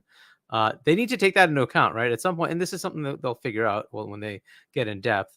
But putting that aside, the other market they're looking at is Game Pass subscriptions, right? And cloud. In the cloud space, it's so at the beginning, it's like so in the infancies that it's very tough to say where this will end up. What I would like to see, and I think this is probably where it's going to end up, is developers can put their game out wherever they want. So, an indie developer could say, I'm going to use AWS's cloud infrastructure to publish my game to every device, right? And it will just be available to anybody who wants to get it. Right now, our model is we have closed ecosystems with Sony and Nintendo and Microsoft, and then to some level, Steam and Epic Game Store, right? And that model does not need to continue to persist. We'll see where it goes, right? Once you get to a cloud level, does it really matter? So when you get like Fortnite on iOS, is it tied to iOS? Not really. It's just Fortnite, right? It's the same At this Fortnite. point, it's in your browser. What are you going to do about it? Log into your Epic account and you play, right? That's it. Yeah. And so this model could dramatically shift depending on where things go, right? And each publisher, developer, studio could decide, I'm going to use this to put my game out there. And if that doesn't work, I'm going to switch to this, right? And like it'll become more open. But as far as the cloud that they're looking at right now is the mindset of the closed ecosystem. And if Microsoft uses their ability to leverage cloud, it's going to hamper anybody else's ability to use cloud. Well, but we already have entrants that are doing it. Amazon's there already, and they know that. They've been saying that. They saw the Stadia fail, but you have to look at the market, their marketing of what they did, right, and how they went to market, and say, well, that was more on them than it was on the tech. The tech was actually pretty good. So they really just needed to do a better job. But it's just so small right now. How could we realistically know where this is going to end up? Right. Ultimately, everybody's going to try to have some hybrid cloud or cloud capability just because of the power available. Right. Games are going to need it at some point. And so you'll just want that ability and have a device do some things and then the cloud do the rest, or most of it runs in the cloud and your device is just a display. But the idea that this is going to be a competitive headache for Microsoft, it is. There's no way around it. They are one of the big players. Right. Is it big enough to be a problem? I don't know that it is. It's too small to say anything right now. Would this specific deal cause it to become impossible for Amazon or Google or even Apple for some, or for that matter, Sony to do something here? That is impossible to tell. I can't imagine it would be, but it could certainly give them an advantage. Right? They would have a lot of content. Okay. How about you? You know what? Let me bring before I do, I want to bring let me bring Crispy Bomb in. But before I do, let me catch up on one quick super chat that came in while we were having a quick chat here. Lush Gushes, the man with one of the best names in here. I hope that's your real name, sir, because that is a great name to have. He says, seems like parity means more than we thought. Hargeet was right. Right. Sony's concerned more about COD, better than the other series consoles than on PS5. Yeah, and on that point that you're making about what they demand on parity, before we move forward, let me read that really quick, and we will add that to our conversation here. And while we're doing that, I will also ask folks, if you haven't done so, please consider hitting that like button. I see we have about 500 people in here. Even though Mr. Boomstick isn't here, he'll be very happy to know that you folks came and hung out with us and was able to enjoy the conversations we were having and keeping his channel afloat. So they basically to carry that point home, they're saying that not only do they need parity in all things, and by all things they mean content and parity on features for Call of Duty, right, as well as parity on the days that they're released. If it's got to be released the same day, same time, all in that CMA report. Crispy Bomb, the whole idea of this cloud thing, right? It's been one of those kind of misnomers that people have been kind of, it's not just about gaming, it's also about the cloud. But if you think about it, right, from a technical, logistical level, what Microsoft has here is not a cloud. It's not. It's Xboxes in the cloud that can be used to play games. This is not Azure servers that the services that can be leveraged to emulate console play, right? This is not what Azure offers. This is not what they are doing. If Sony were to do this, they would literally have to build their consoles and rack them into server blades. Now, of course, the difference is Microsoft uses hypervisors, and for those that don't know, that means you can run more with less. More virtual but that still doesn't. hardware. that doesn't sort of serve this argument, right? The whole question of them using their advantage with Azure is that they have existing servers. By the way, this is what Amazon does. But that's the point, though. But that's exactly the point. They don't have existing servers. They have they don't have servers. Yes, they have servers, but those servers are serving enterprise customers. People think that they carved out a place and went, okay, no more enterprise customers for you. Now you're dedicated to xCloud. No, I don't even think it's that. And I know Pixel works in cloud too, so he can probably explain this as well. Yeah. But what happens is, what the concern is, if you have those data centers, right? Everything in cloud is basically VMs doing work for you, and you could basically use that infrastructure to now spin up a game. So Kay Asante, you're in your state and you want to play a game. They've already got data centers there, so the work could be done right there. Yeah, closer to you. Yeah, right, exactly. So now you have this insurmountable amount of servers that are already being used for your enterprise work that can now be used for cloud. I mean, but that's where it's wrong, because they don't have this. I understand that. But who does do it like that is Google. Because they were using YouTube servers. So they were able to use their entire footprint of servers. What's that? As soon as I said that, Google went, huh? What? Yeah. My Google machine. So they were able to use their entire footprint of servers to basically serve Stadia, right? So you might be watching that server may be serving a video, but YouTube it tomorrow, and then a minute later it's serving you a game. Now, that's not possible. This is what Luna is doing, right? Because those games are basically running PCs, and this is why the importance here of xCloud running Xboxes in their data centers. They have to build it out in the same way that Sony does, because they're literally consoles on a server rack. So do they have an advantage of real estate? Yes, but they don't have an advantage of the cloud specifically, because these are dedicated racks. Yeah, they just have office space that they're hosting Xboxes in, right? So you can't technically call that a cloud. It's so wild. I never thought about that. What Gaikai is doing. So yes, and they were there first. Yeah, absolutely. And of course, Gaikai being Sony, were there first, right? What do you think of this? So be careful with that, Kesant, is that they could easily change it, right? There's nothing stopping them. No. Don't get me wrong here. Don't get me wrong. It's not to say this is impossible to do. And change it right after the Activision deal is done. As we've had this conversation, myself and Everborn have had this conversation before. If you want to reach the scale they want to reach, you're probably going to have to dismantle this process, because you can't at billions of people scale keep putting Xboxes in the cloud. You're going to have to basically start using your standard Azure servers. But today, because the way it works today, you can't say that they have an outsized lead in cloud, because they're not using cloud technically. Yeah, it's a technical thing, but still, they just got Xboxes in the cloud. They don't have servers that you could use too, right? Yeah. You couldn't use them too unless you want to build Xbox infrastructure, or you want to copy their OS model so that you could also run multiple instances on one console, which PlayStation can't do, right? So they'd have to put twice as many servers on there, twice as many SoCs in the cloud in order to service as many customers, I think. Am I wrong here? I mean, it sounds a little crazy, because we've always thought about, they have Azure servers. But if you think about it, yeah, they do, but that has nothing to do with this. Well, they have the data centers, right? Yeah. But that's it. Again, they're repurposing the floor space for this. Because it's running Xbox hardware, it's not like those servers could be used to serve the other part of the business, the rest of Azure, which is what they're selling to people. So that's not a slam dunk to say they're using that, because they're really not, and they have to build it out. And that is amongst the chip shortage, right?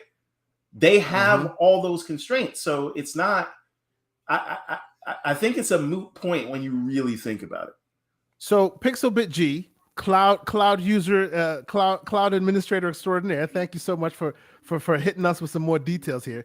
He says, and he's been a member for a year, he says they cannot easily change it because they're skirting around the licensing by enabling console versions of games in the cloud and not PC versions in the cloud. That's true. The minute you put PC versions in the cloud, you're talking a whole different beast, right? Then all of a sudden your qualification properties are different. Then all of a sudden you can no longer call it an Xbox, right? Because it's not. It's it's a PC, and it most likely will have PC settings in the background, unless you then go around, editing and modifying everybody's game to remove it of its PC-ness. Like, you wouldn't do that, right? So all this really heads in a very, very odd direction. And I wonder why this has not been a point of conversation until now, until Microsoft just went, hey guys, remember, technically we're not really using Azure. Like, why didn't we think of this before? It's very strange. Well, because part of it is that they are Mm-hmm. taking advantage of the network infrastructure, Sure, right? sure. And the real estate. And the real estate. Yeah. Yeah. So, but this is just enough of a separation that argument can actually work for now.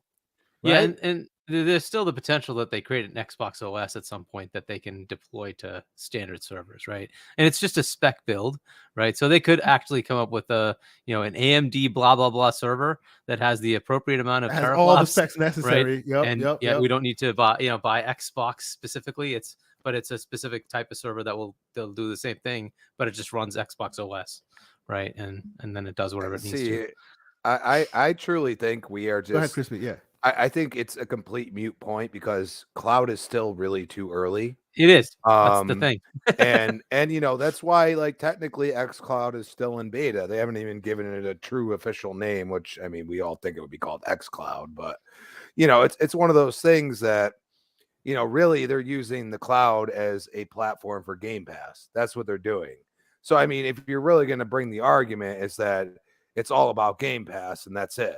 And that is the determining factor of whether this gets passed or not, because it's not console sales. Okay. I mean, even the single games that they used to release before Game Pass came not very close to anything PlayStation did. We can all agree on that. So, it's all about Game Pass now. Now, in Microsoft's eyes, it's all about mobile when this happens. And I think we've already seen that if you watch that Tech Talk. Okay, that's what they're looking at. It's not just about, how the mobile game runs. They don't care. And that's the point. They want you to play the game wherever you're at. So, if you want to bring up a large point, is that, King themselves is, the reason why Microsoft said, screw it, we're buying you. Absolutely. 3 billion users, right? Phil kind of literally said that a few days ago. I'm just saying. Absolutely. So, a Call of Duty, this is where I get aggravated because, like, some people are so small-minded. Like, Call of Duty is not the reason that any of this is happening. I mean, to be honest, if Microsoft just wanted to push this through, they just agree with this with just Call of Duty and not care. But the thing is I think at this point, they don't like the tone. They don't like how the CMA is acting. Yeah. I think personally, by the end of the year, you're going to see something come out from the FTC. And I think it's going to be very in line with, you have to protect the consumer. And right now, Sony is treating the consumer like a piece of dirt. I mean, they have put it out in the air. We are doing this while all these other companies, even Nintendo, everybody says, oh, it's inflation. What about Nintendo? Yeah. Why didn't they raise their prices? Because I'm telling you right now, they're not on the same realm as what PlayStation makes. Yeah. They don't have fair, though. They are purely gaming. That's it. Well, no. You can go and say Nintendo, that their hardware is different. Yeah, but that doesn't matter. They could do a Sony. It's still a hit to their bottom line. They could justify it. Yeah, they could easily justify it, and nobody's going to say a word because Nintendo's basically a purely gaming company. True. Sony has other entities. Just like Microsoft does. It just so happens that their entities that used to be successful, like their hardware for like TVs. I mean, everybody remember how big the Walkman was? That's the reason why they came into gaming and just absolutely smashed fast, because they were one of the biggest players. They're great with technology. Hardware, You know what I'm saying? And shame on Microsoft for wanting to do the same thing. It just happens to be in an age where everybody can actually have a word to say about it. And that's where you go and say, why is the CMA specifically listening to the market leader? And that is the problem right now. The cloud, you could bring up this, that, and the other thing. These are all brand new. The subscription, Game Pass for gaming subscriptions is new. Okay. The reason why Amazon's able to get into this is they already have their Prime users. They have like 70 million Prime users. I mean, that was like the last number I saw. That's absurd. Okay, so then they say, okay, we put the gaming part in there. How about iCloud? Everybody says Apple. I'll tell you right now, they take money from me every month. Just telling you. You know what I'm saying? So, you know, you gotta look at this and say Apple is the only one bigger than Microsoft for a reason. Yeah. You know, They could and that was easily get into gaming it, dude. revenue. Apple Think about Arcade that. and- yeah. That was Off the gaming iOS revenue. store. You know, that's why Microsoft wants to get into the mobile part of it. You know what I mean? Whether it uses the cloud or uses whatever, like you're not going to care. And you know, we're talking about consumers here, and that's why I'm frustrated that, you know, you see the way they're talking, and it's like you're defending somebody that's charging people more, even though your console is 2 years old. Like, it's the first time in the history of my life that there's been no spec upgrade and a console is more expensive than 2 years before. That is the first time in my 20 plus years of gaming that I've ever seen this. And people defend this. And I'm just like, I'm like, dude, like if I was playing PlayStation, I would be pissed. If I didn't have an Xbox and I only played PlayStation, I would be pissed because I was that want guy to at demand one point. more, basically. I would want them to explain them damn selves, because I don't care about your inflation, this and that. When the rest of the competition ain't doing it, there's a problem there. And that's where we go back to. You could blame cloud, you could blame this and that. This stuff is all brand new. The only thing that's old is the consoles themselves, you know, playing games on consoles, and then the PC market. Other than that, this mobile stuff and everything else, what is it? Really 15 years old when it's all said and done? Well, but you know, as soon as you start seeing the huge numbers that those few years platforms are providing, it doesn't matter that they're in their infancy. They're commanding billions upon billions of dollars, creating $1 trillion companies. All of a sudden, the idea that they're fledgling doesn't matter anymore. You know what I'm saying? Like, well, let me bring one final example, okay? Please, yes. What was Epic? What was Epic known for? What was Epic known for? It was known for Gears at one point. Gears, and Unreal Engine. All right. Then everybody thought they sold off Gears. Everybody thought they were done.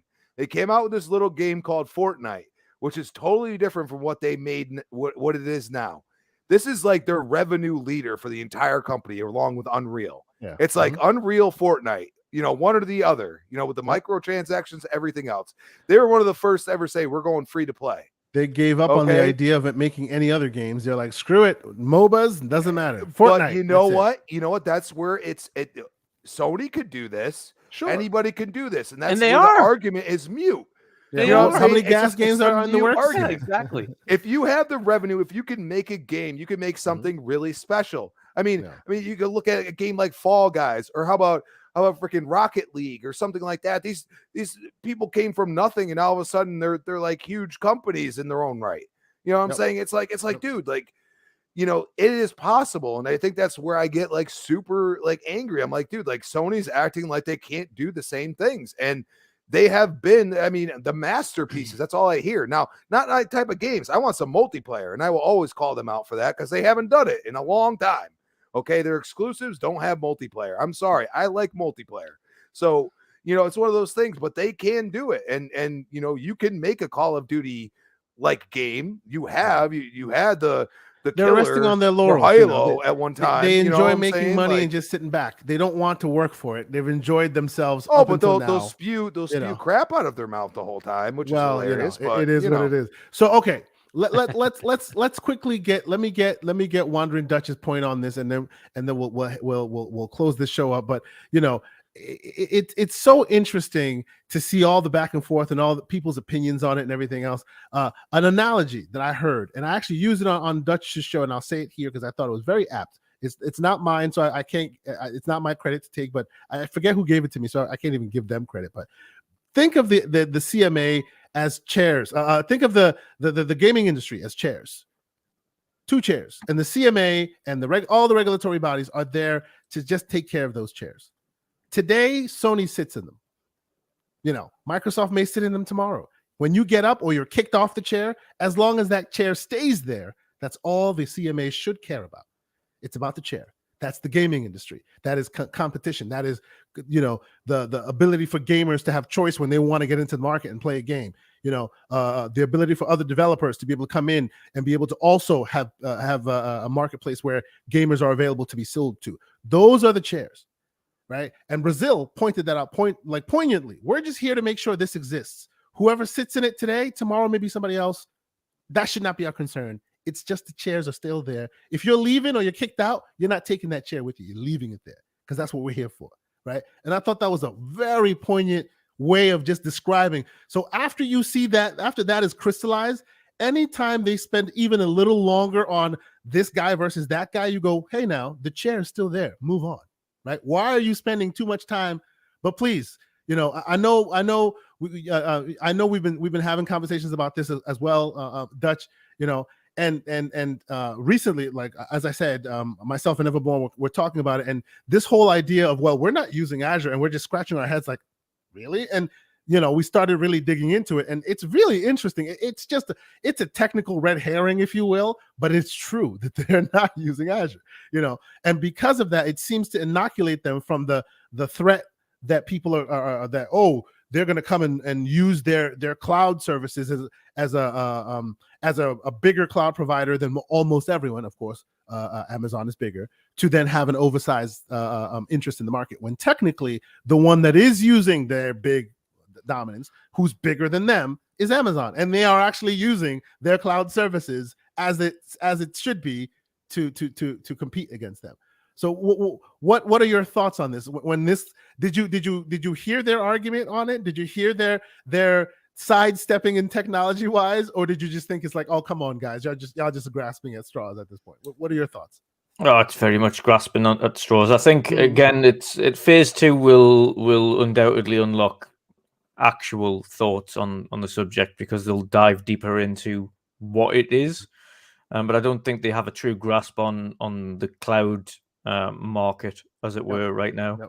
And I think when they do, and they understand, because Microsoft will have provided the facts. The reason they don't just say we don't use the cloud Azure servers yet. Like, it's not something we have started to use. It's not currently used. The server blades, etc., are housed on Azure, but they don't host from Azure.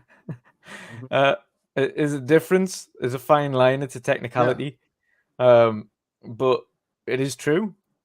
Yes, the servers themselves are housed on Azure, but they don't host using Azure servers. So yes, it's when they get into the technicalities and the actual nitty-gritty of the investigation, they'll understand a little bit better.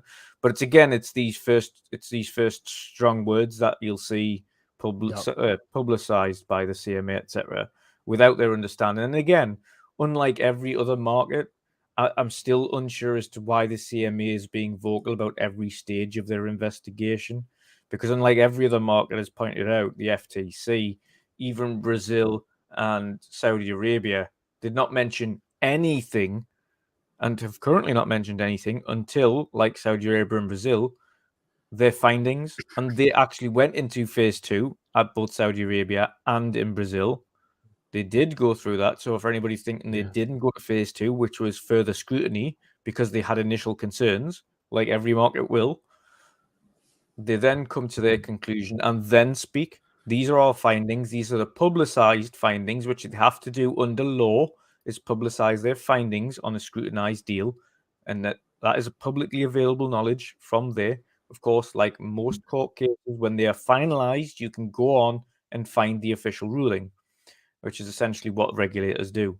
So it's the only odd thing is that, and I think what Microsoft are finding odd themselves, is that CMA are being extremely vocal about every step of the procedure. And I personally find it, and their vocals tend to be very much talking points that their competitors are using. Yeah, which is very concerning. Yes. Yeah, it's simply, I think it's simply baffling. I think Microsoft at the moment, that the CMA are being extremely vocal about the nitty-gritties of what they're thinking about and where it's going, etc. And usually all this stuff is done behind closed doors, unless it's then taken further to tribunal or it's taken to court. Over in the US, of course, it can be sued, in which case they can counter the argument, or if the CMA do it, then of course has to go to CAT if there's a procedural issue. Which One thing that's to note happened is- on a few occasions, right? They've gone It to has. cat, they've gotten their hands smacked, and they've had to go back and do it all over again multiple times. Start right? again, yeah. So essentially, Yep. they have to re-review the entire case, and sometimes Yep. it comes back and it's exactly the same thing. They've just presented the required evidence. Other times they have come back and it has found to be kind of incorrect, and it's been withdrawn entirely. So there has been cases where it has been incorrect and it's been resolved. There has been cases where it has been correct. It's just they didn't provide the They evidence just to do so. on the enough first one. information. Yep. Understood. One thing to note for all of them, though, and this is the big one, is that should any one authority from around the world, any one authority, dismiss the deal, that deal cannot happen. Everyone must agree, otherwise it can't happen. Or they must find some kind of Not some kind of necessarily. consent. Meaning, well, what he's meaning is if they say no, then it's no. Unless you go, well, in this region, maybe we won't sell this piece, or we'll do that thing there. There has to be some kind of That's exactly it. They Yeah, have exactly. kind of- they have to divert off a That's certain right. section or something like that in order. Yeah. For instance, if they overtake like 99% of the business, however, one particular section of that business operates in that company, in that country, essentially, in that they cannot take over that tiny That little part of the section. country, They have to that's just right. Yep. divert. They could, and divert they might get fined. And Yeah, if they get exactly. fined, they might say, "Well, we make 600 million, and you're fining me 10. I don't care. Yeah. I'll pay the 10." Exactly. Right? Yeah, They could do that, right? Yeah. Yeah. So yeah, there is some potential headache. Like the EU. But is you the know tough what? one 'cause Actually, you King know is what? in the Before EU. you guys primarily- continue, Before you Yeah. guys continue, one last thing. I see a super chat and it asks the question, so let me ask it directly, and then Yeah. you guys will get a chance to respond, and then we'll Yeah. call it a show. Highlander 001, thank you so much for the super chat. Left a $2 super chat asking, can the CMA, the EU, or I'll stretch it out, any regulatory body, can they kill this deal? Hargeet, you were already in there. You and Dutch, you guys were going back and forth. Give us The your headache thoughts. they Can run they kill into the with is the Anthem- EU, right? Yes. Because Yeah, the King answer mainly is if either the FTC, the EU, or the CMA say no, that is done. it's very hard. Yeah, exactly. It'd be very Well, hard. if hold the on a EU minute. would- By they would that, have to by that I fight mean the lawsuits. for the UK specifically, if the CMA, the only reason the CMA ends up going to CAT is if there's a procedural issue, and often that is just not providing the required evidence. It's not the fact that it is the incorrect decision. Like that isn't what the CAT is for. Like Sure. if we don't believe the decision is correct, Yeah. like they have to provide evidence to provide essentially say it is correct. So it's very rare they make an incorrect decision. So if they say no and CAT says yeah, that is correct, there is no, that's Then it. that's that. So there is no further way legally they Yep. can do anything in the UK for the CMA. If So- they walk away from the table, just so, and I'll let you rebut, everyone. If I understand this correctly, Dutch, if Microsoft and the CMA walk from the table and it's okay, well, you're not operating here. We're done. That's it. Now there's a thing where they can say, well, you can't operate here. So maybe, I don't know, King is not allowed to be operated inside the UK. All right, well, for the purposes of this, King we'll spin King off. We'll create a separate entity in the UK. They'll have their own CEO. They'll be their own entity. King will be isolated, King independent in the UK. They can do that and move forward, right? But if they say, look, you're not allowed to own them, point blank, they can't then just say, screw you, I'm owning them anyway, I'm moving forward. There has to be some kind of exactly. moving and shaking negotiation to move forward. Otherwise, they're stuck there. Yeah. But go ahead, everyone. I think you were rebutting. Go ahead. I was going to say the purpose here, though, is the fact that it is extremely unlikely that they get to the conclusion that it is no. Like, Yeah. it's very unlikely. It will go through rigorous scrutiny, but it is extremely unlikely that the decision will be no. Completely like no. absolutely Yeah, not. exactly. There's not enough substantial evidence anyway. There will be concerns. There might be points where they say we need to make concessions. Microsoft can, in their own right, say no. There doesn't need to be concessions, and this is why. Yeah, in and then which they would case- sue and they would go through a whole process, right? If I'm not mistaken. Primarily, the suing aspect is the US, is the FTC. They can obviously counterclaim the FTC and win, in Yeah. which case it goes through anyway. Mhm. In the UK, it is very much cut and dry. Yeah, If Cat says no, it's no. But it doesn't, like, it very rarely gets to the point where it's absolutely not. The literal Unless you're only Nvidia one that trying to we buy know of- your number one competitor, then it's no, Yeah. and rightly the so. literally, yeah, the literal only one in terms of mergers that we know of that was a flat out no in multiple regions was the Nvidia ARM The deal. Nvidia, that's right, and that was very righteously no, absolutely righteously no. None of those companies, both ARM and Nvidia, contested that decision. No, because just they knew. Oh well, they knew it. Yeah. Absolutely no. Yeah. Yeah. We are rounding the bottom of the show. Let me ask anybody and everybody on this wonderful panel to give me their final takes. I see Everborn, you're getting off of mute. Speak on it, sir. Yeah.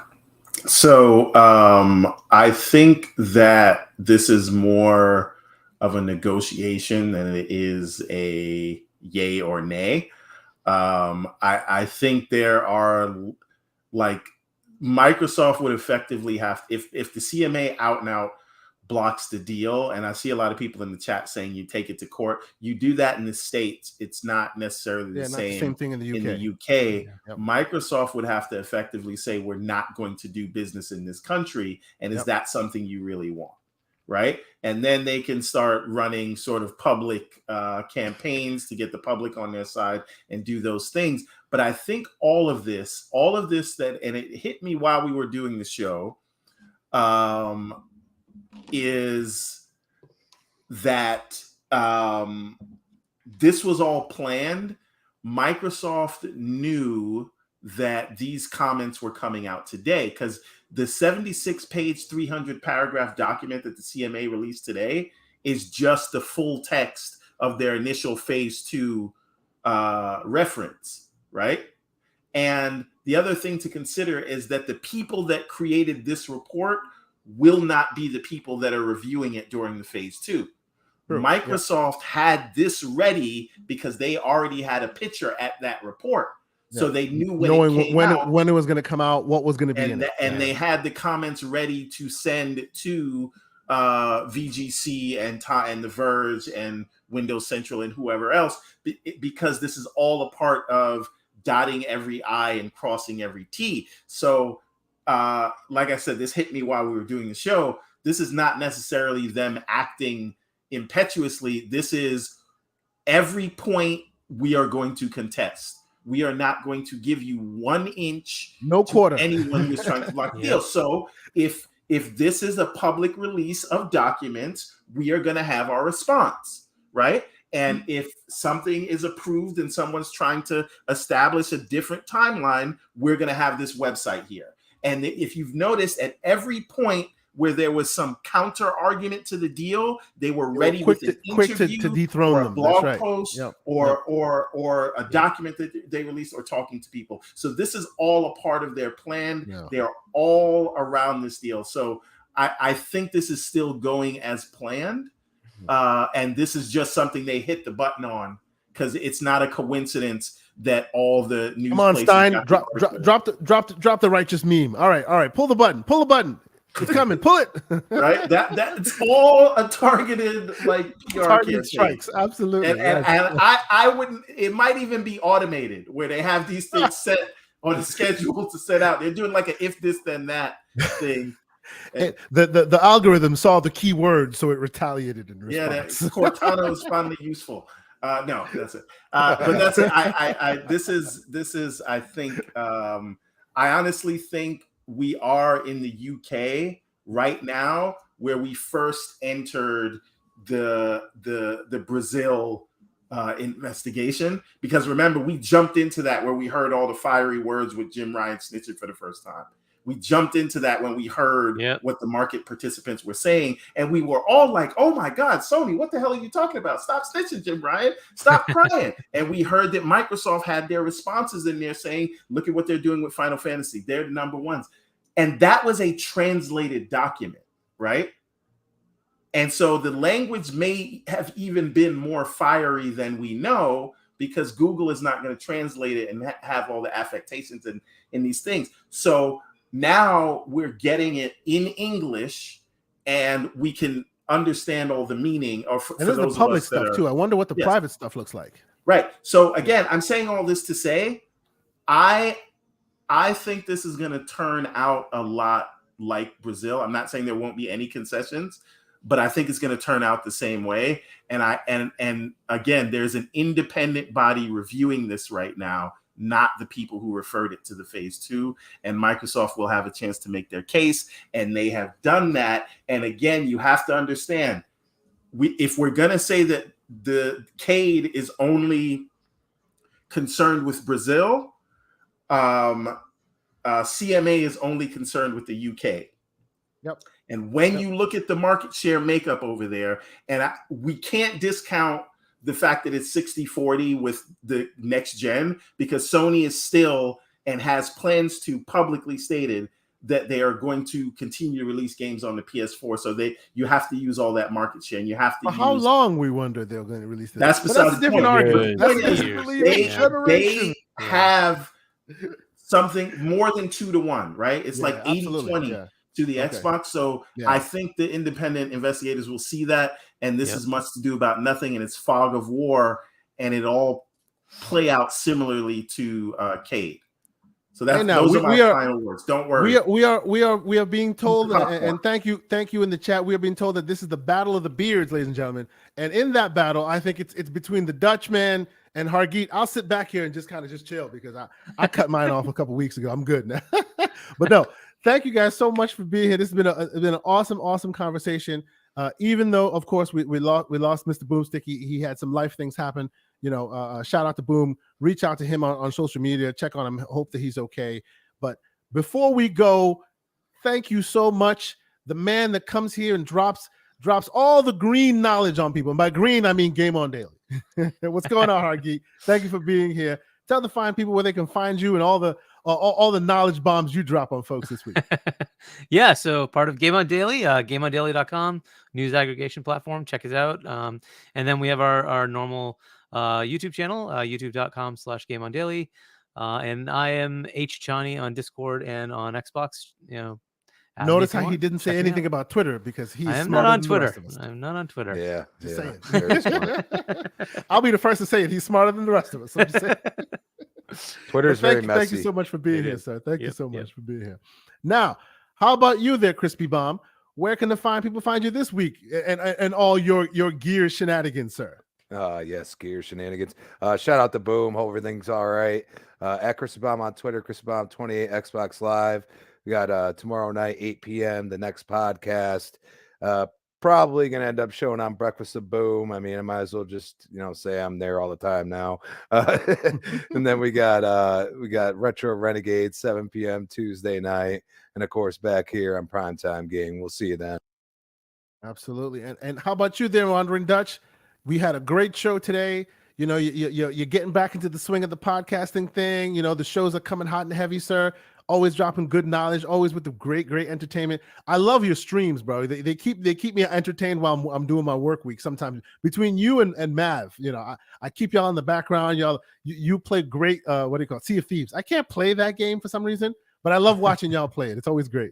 So tell the fine people where they can keep up with your stuff. Maybe they haven't checked out your channel. If you haven't, come on now. You should definitely be checking out the man's channel. Tell the people where they can find you. Appreciate it. Yeah. Awesome chats again tonight, of course, as well. And even though I vented on Twitter as saying like my podcast specifically won't be discussing CMA stuff for after today. Only reason we discussed it, of course, was primarily Xbox's hilarious tweet. But outside of that, we're not going to be doing a running commentary on every single decision. We're going to talk about it when it's closed, or wake me up when it's done, right? Yeah, essentially. Absolutely. Or if essentially for some reason it doesn't close, we'll talk about that then. But yeah, other than that, we're gonna stick to the rest of the gaming news, of which there is still a plenty, and there's lots of awesome news coming up as well. But you can find me everywhere at Wondering Dutch. Of course, you can find us on Tuesdays for a Sea of Tuesdays Playcast, which is going to be going forward a podcast mixed with a play session on Sea of Thieves, primarily with Sea of Thieves community members and or developers. Of course, so going forward, it will be expanding a little bit, which is awesome. Wednesdays for the midweek mix-up podcast, the main one, of course, which is getting up to its 100th episode now, the big 100. And the weekend edition, of course, every Sunday, discussing kind of some of the smaller news articles and pop culture, of course, discussing things like Marvel and Rings of Power and any other awesome TV series We that can is talk about coming that out. stuff. Absolutely. Yes. Yes. Very cool. So yeah, it's been a pleasure, chaps. Again, chat, awesome to see you all, and shout out to Boom, like everybody else, as already mentioned there. Hope everything's okay on that front. But until next week, chaps, see you all later. And the slanderous one, sir. What are you doing this week, man? I am trying to finish Deathloop before Plague's Tale comes out, so I will not be sleeping for the rest of the week. And then I gotta. You're not getting involved with the moistness that is Scorn. Oh. Oh Jesus! You gotta stop. No, honestly, I might do Scorn because I heard it's only like 6 to 8 hours. 6 to 8 hours, yeah. I may do it over the weekend and I just want to knock it out. play that game. Then- I want to watch then- slow-mo with somebody play that game. Yeah. On the 21st, we got Gotham Knights, and I don't care what nobody says. It's looking better and better every time I see it. I said it. I Knights. suggest you play a game called Arkham City, sir. It's far Okay. better and quality is better. That's fantastic. Don't play it. I will be on Gotham Knights when that drops. I'm not playing COD until I get it in Game Pass. So we'll see how long. The man is consistent. All right. So, anything else you got going on this week, sir? I mean GCP this weekend, but that's for you to say. And okay. we gonna be working on the game. So Redlands, Absolutely. everyone to Redlands coming soon. Very cool. And yes, as the man mentioned, we have the Gaming Circle podcast this weekend, TKO Asante, all those places you want to find me. We have the one and only Jez Corden joining us this weekend. So, oh boy, it's going to be spicy. I'm The whole show will be focused on Windows Phone. I'm telling you right now. Welcome to the Windows Phone podcast. It's going to be awesome. And mayonnaise and beans. And mayonnaise and beans. And the That's Kardashians. Right. And the Kardashians. No. I put my foot down on that one. I'm sorry. But okay. It's been a great show. I appreciate y'all all being here. Again, if you have a chance to, you can just go ahead and leave a nice comment on Boom's timeline. Hopefully he's doing well. Send Boom some love. Yep. And we are out.